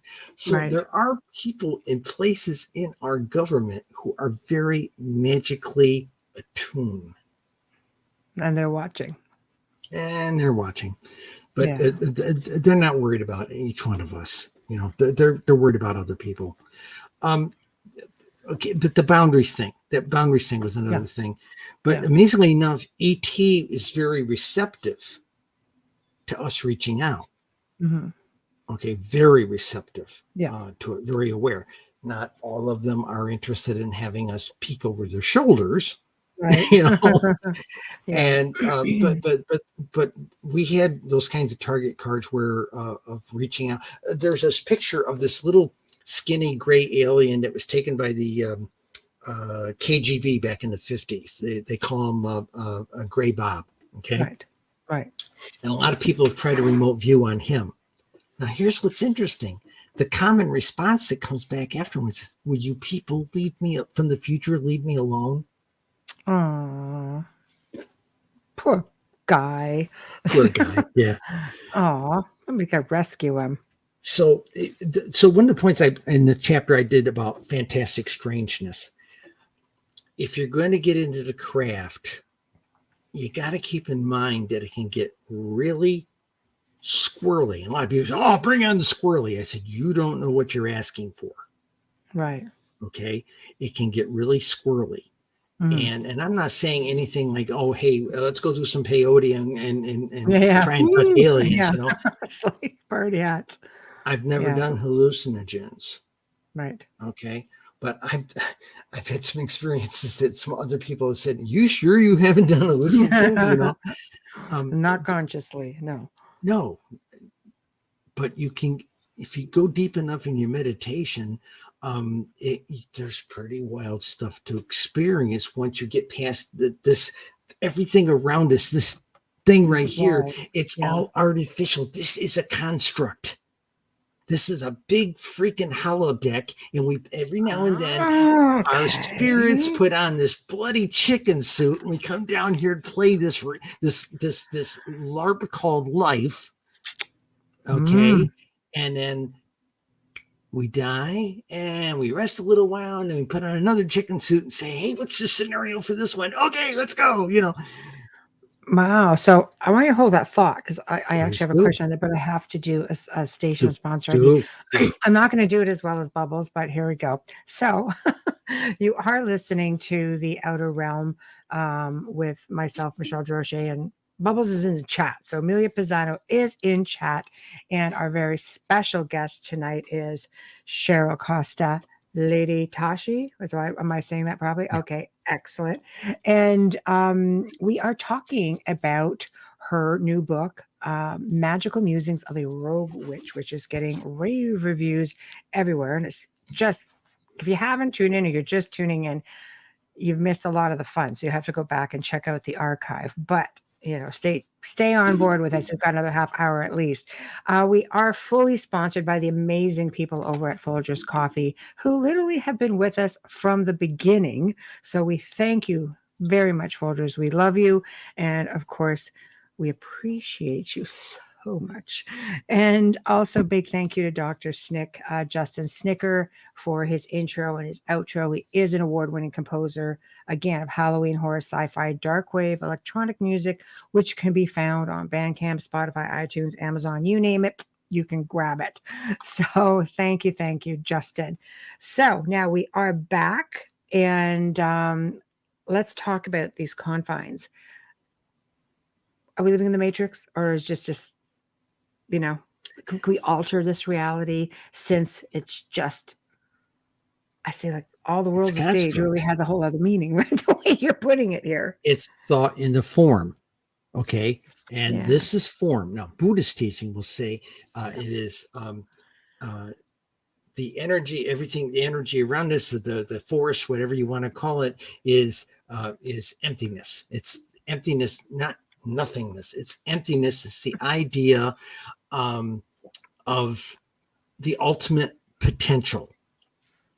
Right. I am the goddess of the universe. I am she. I am pregnant with universes. Right. Okay. Right. And it's that concept.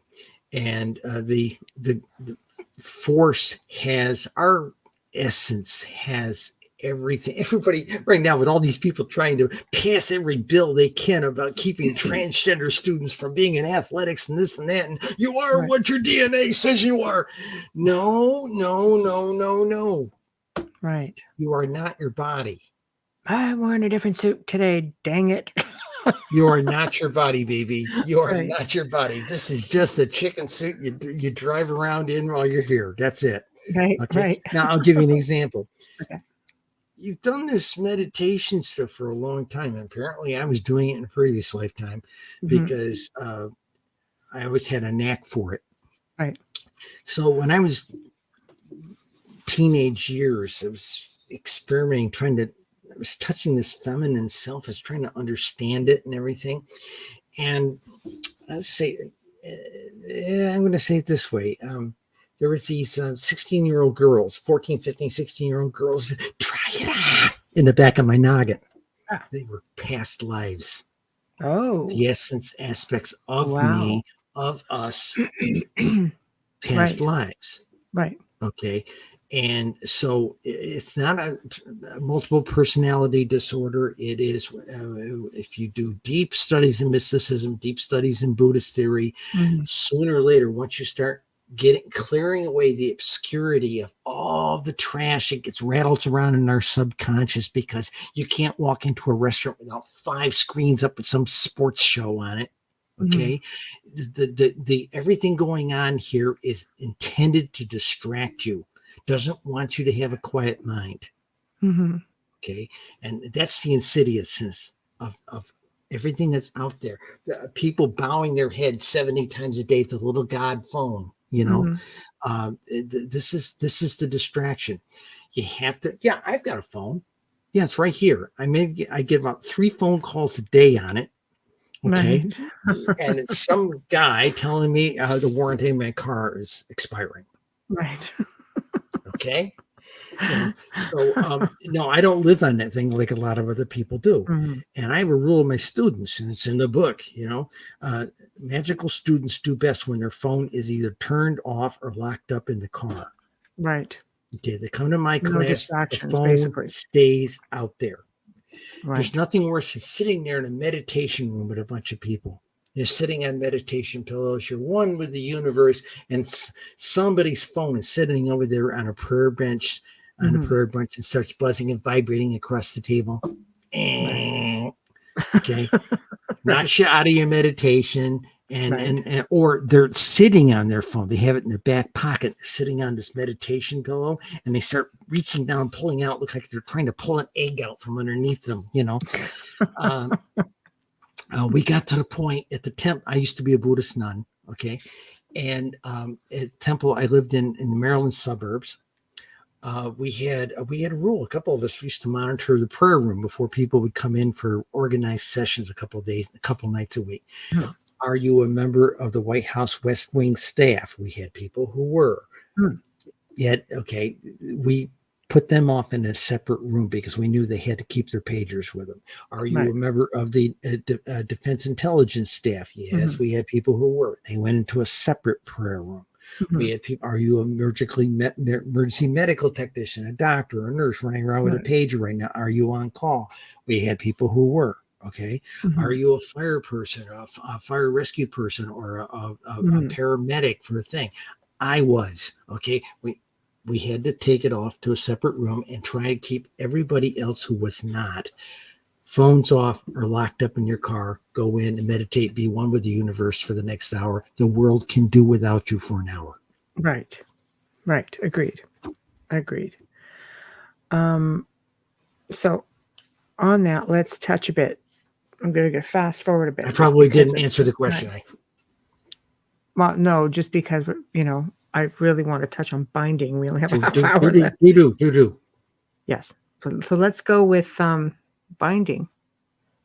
People are very free with binding. Fast to do it, aren't they? Yeah. There's not a lot of thought in doing that sort of work. So what are your thoughts on it? How do you train your people? The do's and don'ts of binding. I will tell them how it's done. Yes. But I say, who gives you the right to be judge, jury, and punisher, or in worst case, judge, jury, and executioner? Okay. Who made you that? Don't sit there and say, well, I use my own judgment. I say your judgment is flawed. You don't know all the story. Right. Okay. The guy you might think is an absolute monster might be the hero in the thing. Okay. You've got to, I've heard some very ludicrous ways that people say, well, I use my own judgment and I go after people.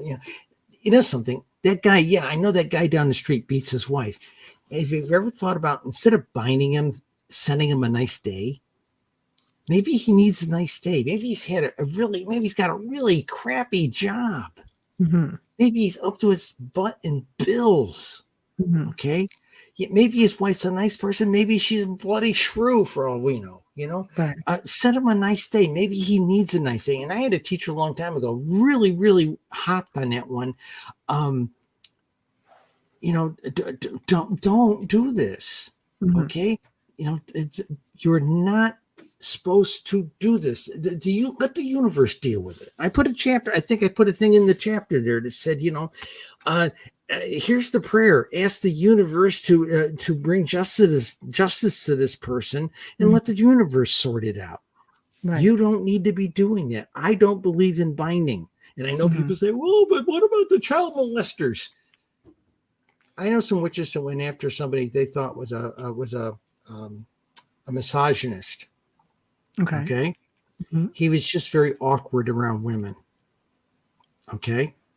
And the blowback for them was, the rebound was, it affected their lives immensely. The ones who did that spell. Okay.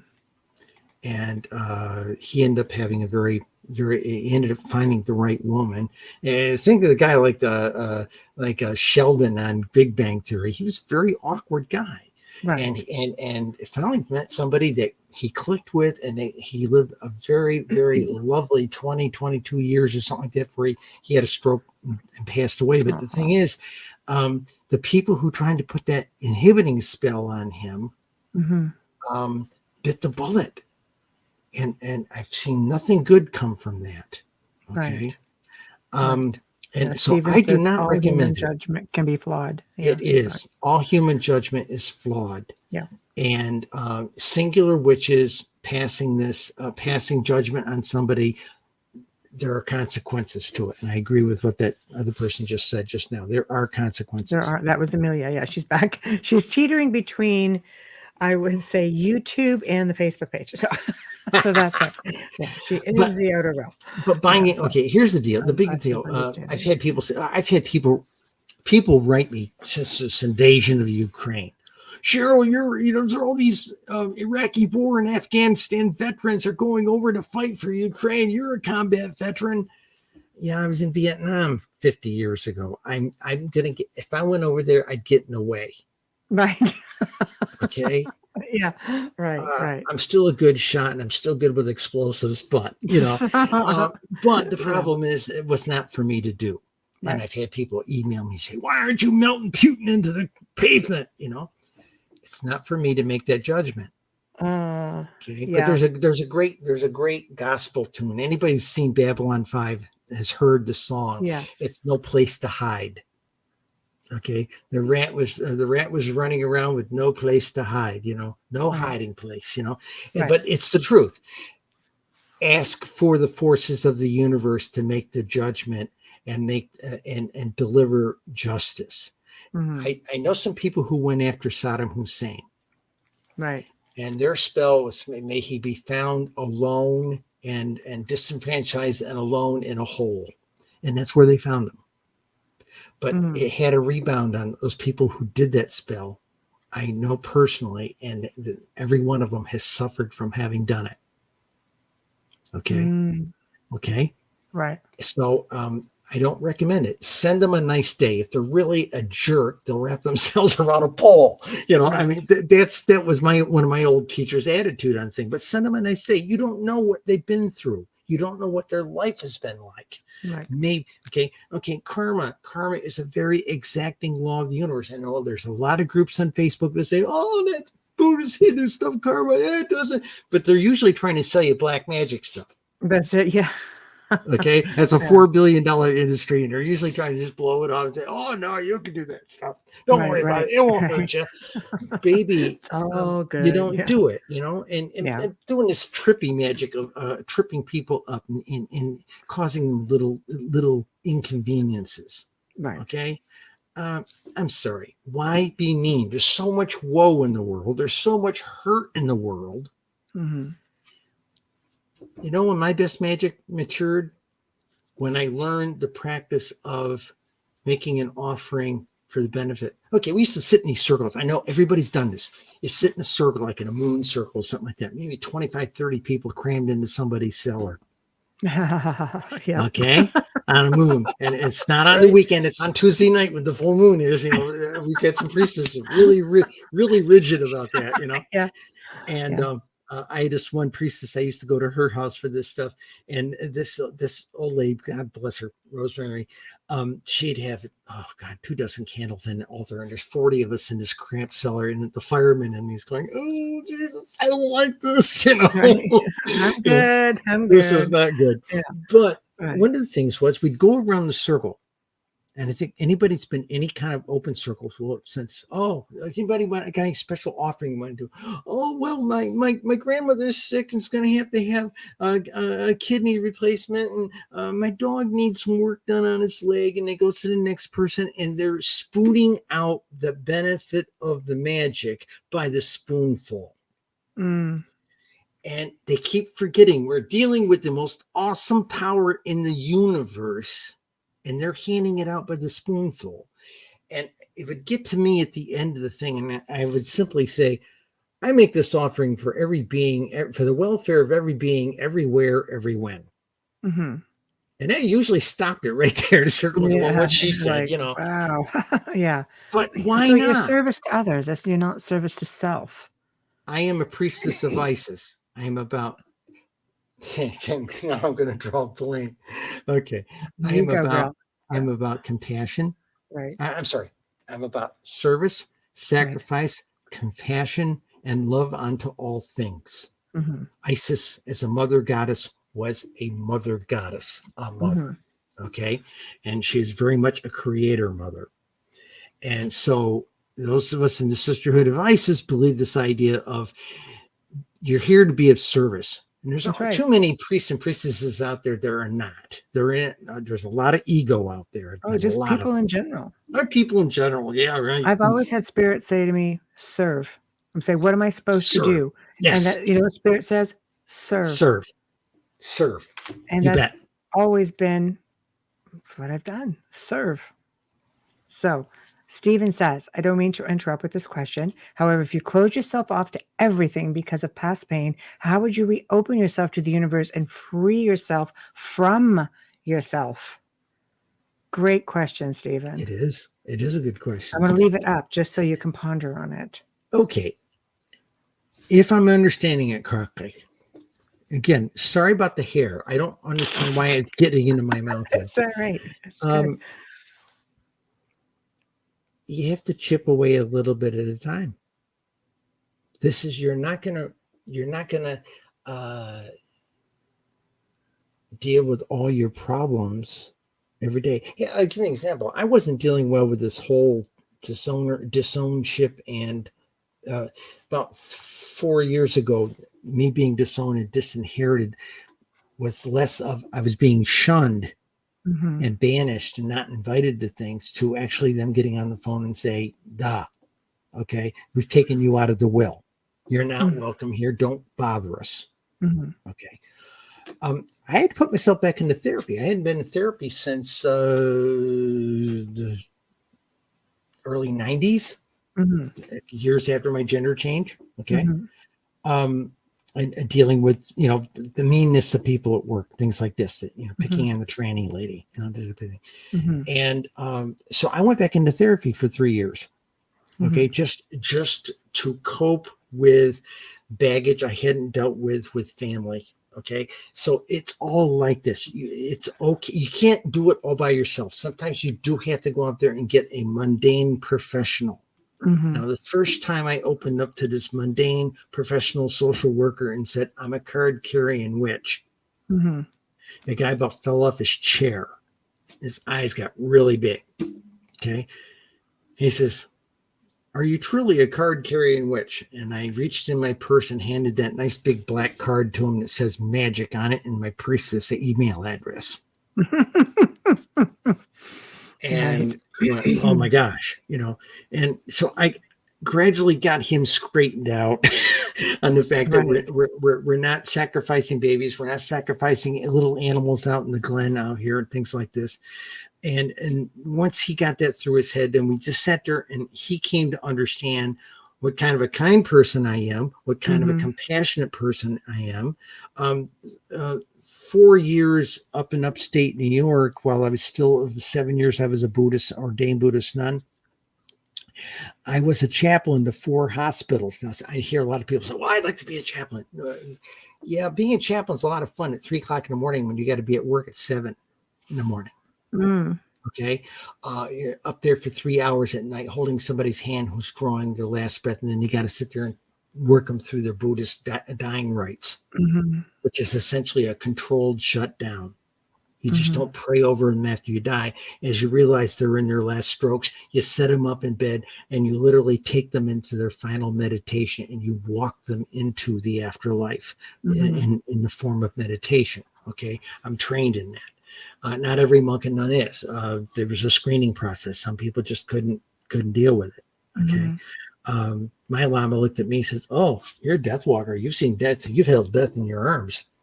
And that was before he knew I was a combat veteran. So, and I got to do that stuff. But the bottom line of the whole thing is this job of I've had so many people, oh, I want to be a high priestess, these 20-year-olds. And I said, do you realize how much work it is?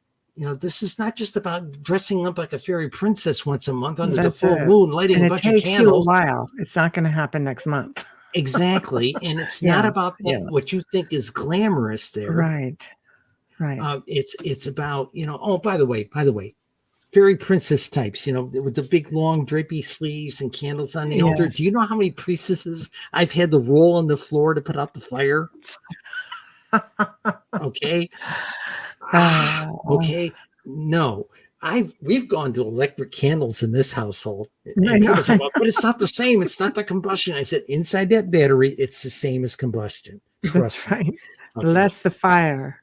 Okay. And I got a wife Right. who's a fire sign. So there's a little Yeah. bit of a clash there, but Right, right. but the thing is it's got to be about love. It's got to be about compassion. It's Yes. got to be about service to your community. Okay. And sometimes service to community isn't always telling them things they want to hear. It's sometimes telling them things What they they don't want to need. hear. I That's told right. one community, the reason you've never had a temple, you've never had these things, you'd like to have this nice pagan temple or a nice Wiccan temple here in this town. Right. None of you were energetic enough or imaginative enough to get off your butts and go out and make it happen till I came along. Mm-hmm. And that's when I got, every door in the community closed to me. Right. It happened 2 or 3 times, over the years. Sometimes you got to tell them the truth. And as the great line Jack Nicholson has from A Few Good Men, you can't handle the truth. That's true. Way to go, Jack. Yeah, that's right. Yeah. So that's the key thing. The service part sounds easy. It is not. It is right. Being available whenever somebody else needs you. And losing the ego, like Wayne was saying earlier, believe me. before setting out the selfless pathway, you have to basically get rid of your ego. Cheryl, how do you perceive demonic entities in your craft, especially? Do you have problems with dark things coming through? One thing, okay, if you're doing meditations and things, and you want to be this all-powerful mage, don't invite things in. Right. Rule number 1. Right. And I got about 8 Christian ministers who are pals of mine who will say, don't invite them in. Right. Hey, you invite them in, they tell you all kinds of cool, we'll make you powerful, we'll make you What if popular. somebody projects it on you, though? What if you don't see it coming? And, like somebody's doing a binding, let's say, or somebody's just intention, because intention can be really strong. What if they're projecting that over to somebody? Okay, I see every day on Facebook, somebody saying, I need a protection spell. Right. Put yourself in meditation, even 2 minutes a day. Right. Remember, thought into form. Wrap yourself, think Star Trek, wrap yourself in shields. Almost like grounding is what you're describing. I wrap myself in shields. Now, I don't put an attack aspect to it. So I know some people like to make it a bit like barbed wire with grenades on it, enter at your own risk type of thing. I kill you. Yeah. But no, wrap yourself in protective thought. Okay. Mm-hmm. And it's worked well for me for years. Right. Okay. And you constantly, I don't say you don't do it once. This is the other thing I think I mentioned in the one-shot deal. Yeah. Be willing to work on some spells for days, many days, or many months, many weeks or months. In some cases, some things I worked on, it was a couple of minutes every day for years. Right. Remember I said magic is gentle as a baby's breath? Yes. And as far as demons are concerned, like Dolly just made the comment, tell it to leave. You're not welcome here. Mm. Okay. In fact, in one of the Tibetan rituals I learned, we would make we had these little torma things we'd make out of barley mixed with ghee and make these like little sculptures. It's Play-Doh kind of thing. Okay. Right. And you're making it up, but it's edible. Right. And they would make a couple of other ones. And we were getting ready to make a big offering with this symbolic thing that we could pass around little bits of, and everybody could eat a little piece of it. Mm-hmm. We would take one and we would throw it on the ground for the demons and say, there, we made an offering to you as well. Leave us. Mm-hmm. Okay. Mm-hmm. So that's another way of doing it. Establish shields. Do not invite anything in. And, oh, by the way, there is this other thing, and I don't talk about it in the book. There's a really good book by Raven Caldera, and I can't remember the other guy's name.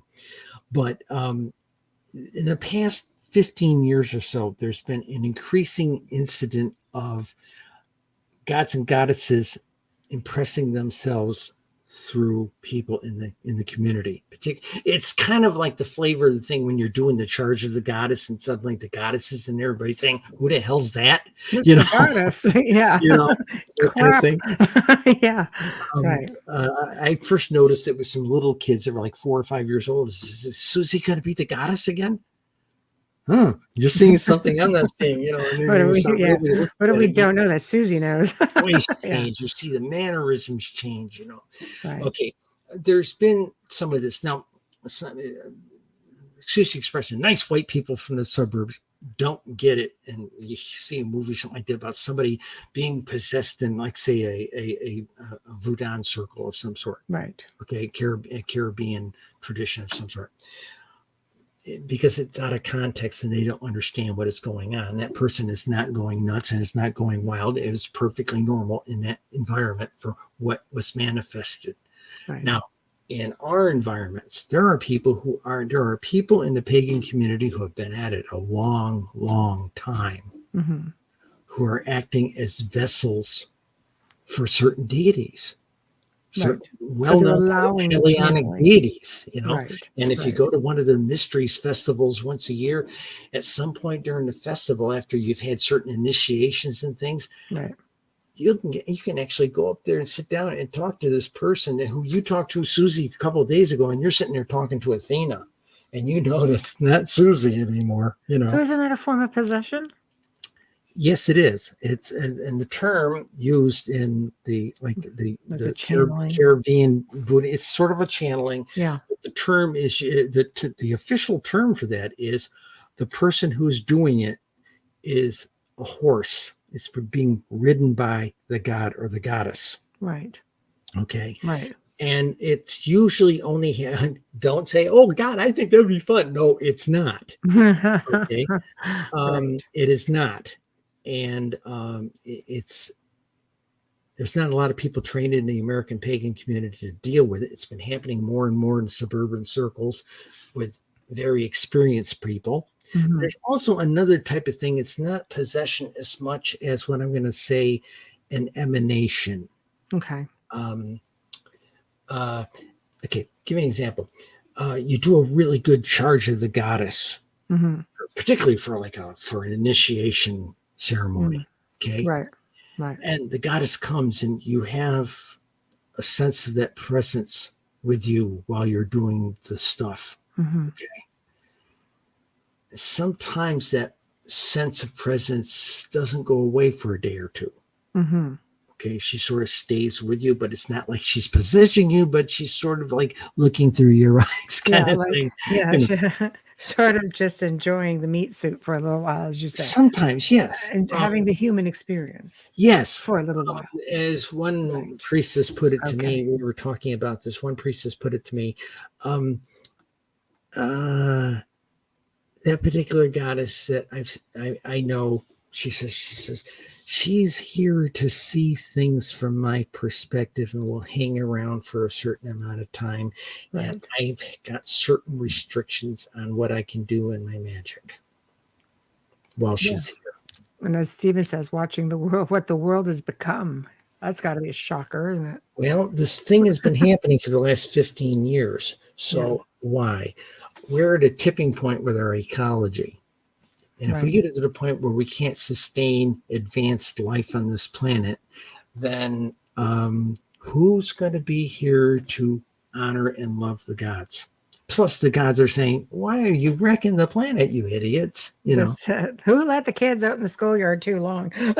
Yeah. And it's like the ET, very spiritual bunch. In 1947, we set off 3 nukes down here in 1945. Messed up the They're whole saying, dimensional oh ripple my effect. God, the idiots have a box of matches. It's true. Who gave the kids the matches? Exactly. Yeah, so that's kind of what it was. I saw something there a minute ago. Somebody was saying about love spells. Says popular spells. Which ones are requested more than others? Good question, Bubbly. Okay, love spells. Right. Okay. That's just another form of binding, if you ask me. Right. That would make sense. You're trying to impress your will on somebody about something that didn't naturally. Now, influencing spells in that kind of a regard, make that person see me. Right. Seeing me and binding them to me are 2 different things, is what you're saying. Exactly. I know a gal. In fact, I know I told a story of one of somebody used to work with me a long time ago in DC. She was a very talented lawyer. Right. And she said that, oh, I did this love spell, and I said, did you put me and this other priestess at door? Did you put any limits on it? Any kind of filters? And she said, no, I just figured I'd put it out there for all of them and I'd wade through them. And we sat there in a subway across. She was on the other platform going the other direction. And in 20 minutes, waiting for this, it was Sunday afternoon, so the trains only came every 20 or 30 minutes. And we saw like 12 different guys hit on her, and weeks later, she called me up and she says, oh my God, every geek in DC is finding me. Okay. But what she didn't do for herself, before she did that, she didn't do some introspective study upon herself. She didn't do inward study to find out what she is about. Right. Turned out she's a ladies' lady. Right. And she's happily married now and all that because stuff to another nice lawyer. But the thing was, she was just going along with the program where I'm a girl, I'm supposed to find a nice guy out there and that type of thing. No. Find out what you're about. Do introspection. Find out what you're about before you start seeking a lover. Okay, that's important. Right. And respect. I don't believe in love spells. I don't think they're fair. It's like I said, I think it's a form of binding. Right. Now, attraction spells, yeah, okay. You know what the most effective form of attraction is? I was a celibate nun for 7 years. Okay, I was a celibate nun Buddhist nun for 7 years. A shaved head, Dalai Lama robes, worked every day at corporate headquarters at Lockheed Martin, dressed like the Dalai Lama. Okay, pushed their diversity policy to the bleeding edge. Okay, right. And funny when you're in that celibate situation and people know you're celibate, suddenly everybody wants to try and get into your penis. Exactly. Challenge accepted. Right.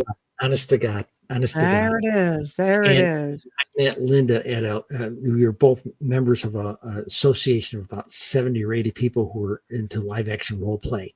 Right. And, I mean, live action role play, like 2 or 3 year campaign kind of things, And the ones we were in were set in like the 30s or 40s, kind of, gangbusters, G-Men, Indiana Jones, and Buck Rogers all kind of rolled into one, And she was in the house. She was in the cast. She was in the house cast, and I was one of the player characters. Mm-hmm. And it was the New Year's Eve party after 9/11, coming out of 2001. And this was the guy was the game master. He had this big 3-story house, So we were up at his house. We were all out of character. It was a chance to be Cheryl and, that type of thing. And I was reading tarot cards up in the study in this guy's house for something to do. And a friend of mine came in, introduced this woman to me and said, hey, she's Buddhist, you're Buddhist. Why don't you talk Buddhist? I'm going, Buddhist stuff, right? Yeah, talk Buddhist stuff. And she looked into my eyes, looked into her eyes, and there was just like instant chemistry. I'm going, oh, this is not good.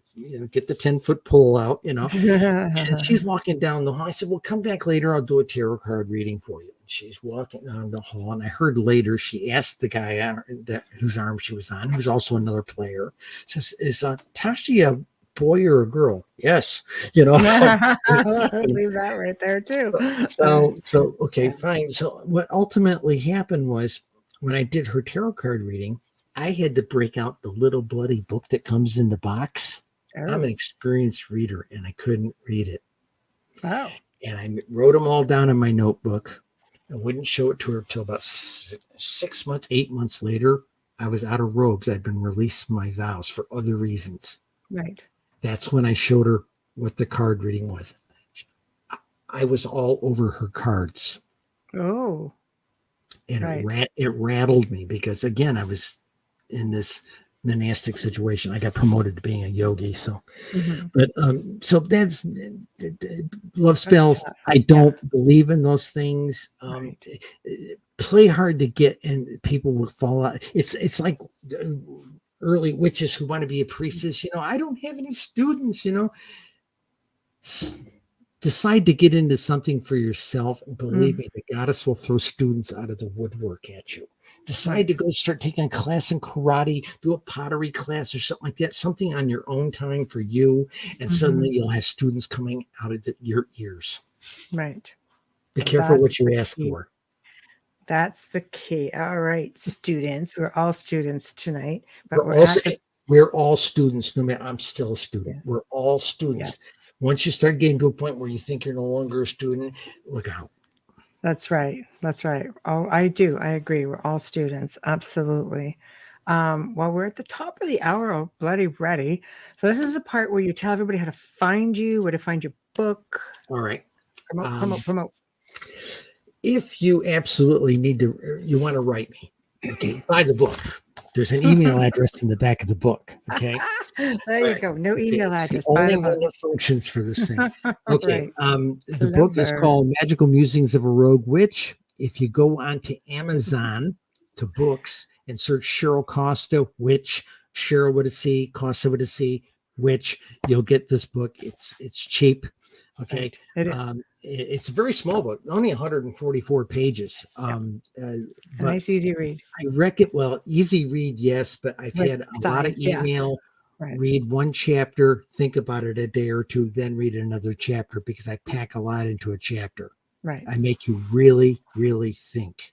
Okay. Right. And this wasn't intended. It was not intended to be a beginner's book, but I've had all these people who wrote blurbs on the back that everybody should read this book. Right. So that's where you find it. And if you get through the book, there is an email address in there if you have a question. I'm not taking on students. I am retired. Right. But if you like a little bit of mentoring or want a question answered, and don't send me an email with, a wall of text. I'm dyslexic. I can't read it. There we go. Ask a simple, straight question. Sweet and simple. Simple and sweet. I'll answer another one. Right. But don't tell me your life story. Just ask easier your into it. Easier into it. Be gentle, like a baby's breath. Yes.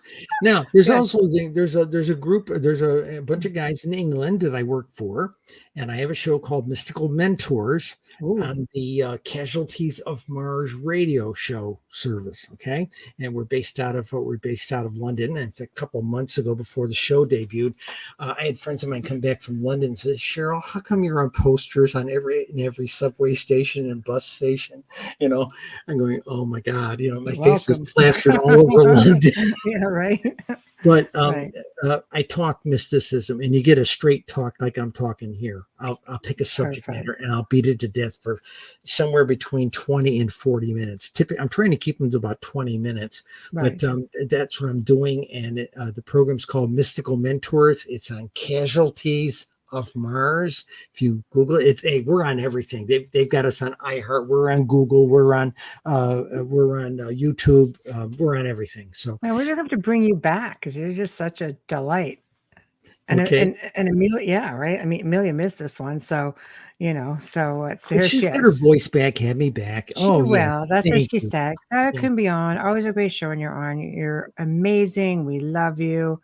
And Stephen says, thank you for answering all of my questions. Trish, who is also a witch, you are very inspiring. Thank you. And there we go. I'm going to send you a note back in the email you sent me a link to. I'm going to send you a link to 2 newspaper articles from about 22 years post ago. Them. Now, they will refer to Cheryl Costa, and they will refer to me also as Lady Cassandra, an Alexsanderian high priestess, okay? I was called Cassandra in those days in the craft community, and back at that time, about the only people who called me Cheryl was the IRS and my boss. All right. Everyone else in my life called me Cassandra. Okay. Yep. And in 1994, I was invited to a retreat on a mesa out in New Mexico. Ooh. Shamanic thing. Very nice. Native American guys leading it and everything. And got my spiritual butt handed to me on a platter. Nice. And I came back, and the first person I called from the airport to just check in, I said, "Hi, this is Cheryl." And right off the bat, they knew there was something wrong. Oh. I got back to DC, had my doctor look me over. He thought I'd had a couple micro strokes. Oh, And I went to my therapist at the time. I had one that was working me through depression, so to speak, and from being treated bad at work. right. And she looked at me and says, before I met you, I was a non-practicing Jew. She said, I'm a practicing Jew again because you are the most spiritually grounded person I've ever met in my life. And you know what I think happened to you on that Mesa top? She says, I think the sky opened up and God talked to you and it blew all your fuses. Well, it's possible. It does work in mysterious ways after all. Never So, been the same since. But the bottom line is, folks, when you work in magic, that kind of stuff can happen. Don't ask for it to happen, but it can right, happen. right. I've had a lot of my priestesses that I trained have come to me 6, 7, 8, 10 years later and say, this just happened to me. I said, yeah, that happened to me in 1988, or that happened to me in 1994 or something like this. Right. They're experiencing a similar journey. Right. So subtly different, but Right. a similar journey. So Right. there is a journey to this thing. You're in for the long haul. If you want to really be a witch, you're in for the long haul. Mm-hmm. Think about this. This is something you want to do, you need to do, and you're called to do. If you're just doing it because everybody else is doing it in the neighborhood, find another hobby. Yeah, there we go. There we go. No, And I love Dolly, yes, I know what you mean. Live long and prosper. it. Oh, she's contactee and no, sure in hell is. So, but thank you. Thank you. It's Michelle, anytime. You and Amelia, anytime you want me. okay. Well, we're booking into like September. So I'll let you It'll know probably some be a good dates. time. I'll be through all the stuff I got to do over the summer. I'm speaking at a lot of UFO conferences this year. Since Okay. COVID kind of throttled down, the conferences are fired up. We just got back from Arkansas, Mhm. and we're going to be doing Pine Bush in the first weekend in June. Right. And in September, we're doing something in Michigan. So we're doing a bunch of things. In fact, I was talking to people at Roswell were talking to me today. It sounds so exciting. We're gonna bounce some ideas around. I got some ideas, and for to work we can the show talk this around. witch topic again in September if you like, and talk about it from this idea of not so much from working active magic, but connecting to all that is. Just focus on that one topic, because I tell people, you want to do this, start meditating 2 minutes a day. Now, people Right. tell me, oh, I can't do it. I tried it for a week and it's so Right. hard. That's Right. why it's hard. Everybody be doing it if it wasn't hard. But once Right. you get past that 2 or 3 minute threshold and you stop dealing with all this stuff chattering around in your subconscious, Right. then it starts getting easier, and you sit down to do your kitchen timer 2 minutes, and next thing you know, you're doing it for 5. Right. Next thing you know, you're doing It it for just 6. keeps going. Yes. It I starts love getting it. easier because you've dealt with all that stuff that comes up in Right. your face. My daughter said that, hey, all this crap comes up in my face. Just let it blow Just by roll with it. Just roll like a with it. It's just ghost. You know, yeah. no big Right. deal. It's all good. No, I love it. And I will email you. Mwah. Thank you. Thank Anytime, you. anywhere. Bye-bye Thank you, now. darling. Hi. Bye-bye now. Oh, I just love her. She's just such a sweetie. So yeah, here we are, guys. We are at the end of another fantastic segment of the Outer Realm. Thank you for all who tuned in. Thanks to everybody in chat. I really appreciate you guys being so interactive. A huge thank you to Cheryl. Big thank you to Folgers Coffee. Another big thank you to Dr. Justin Snicker. Tomorrow night, please tune in as we welcome Lisa Savoy to the show for the very first time. And Lisa is going to be discussing her experience with different types of extraterrestrial beings. So she is an experiencer and a contactee, and she has been in touch and dealt with reptilians, and she has dealt with greys, and it's just amazing. So I think you guys are really going to dig it. And sounds great. I did meditations focusing on White Wall as a teen. Excellent. Excellent. Well, tune back in. We'll have her back on. So everybody, thank you. We'll see you tomorrow night. Y'all behave.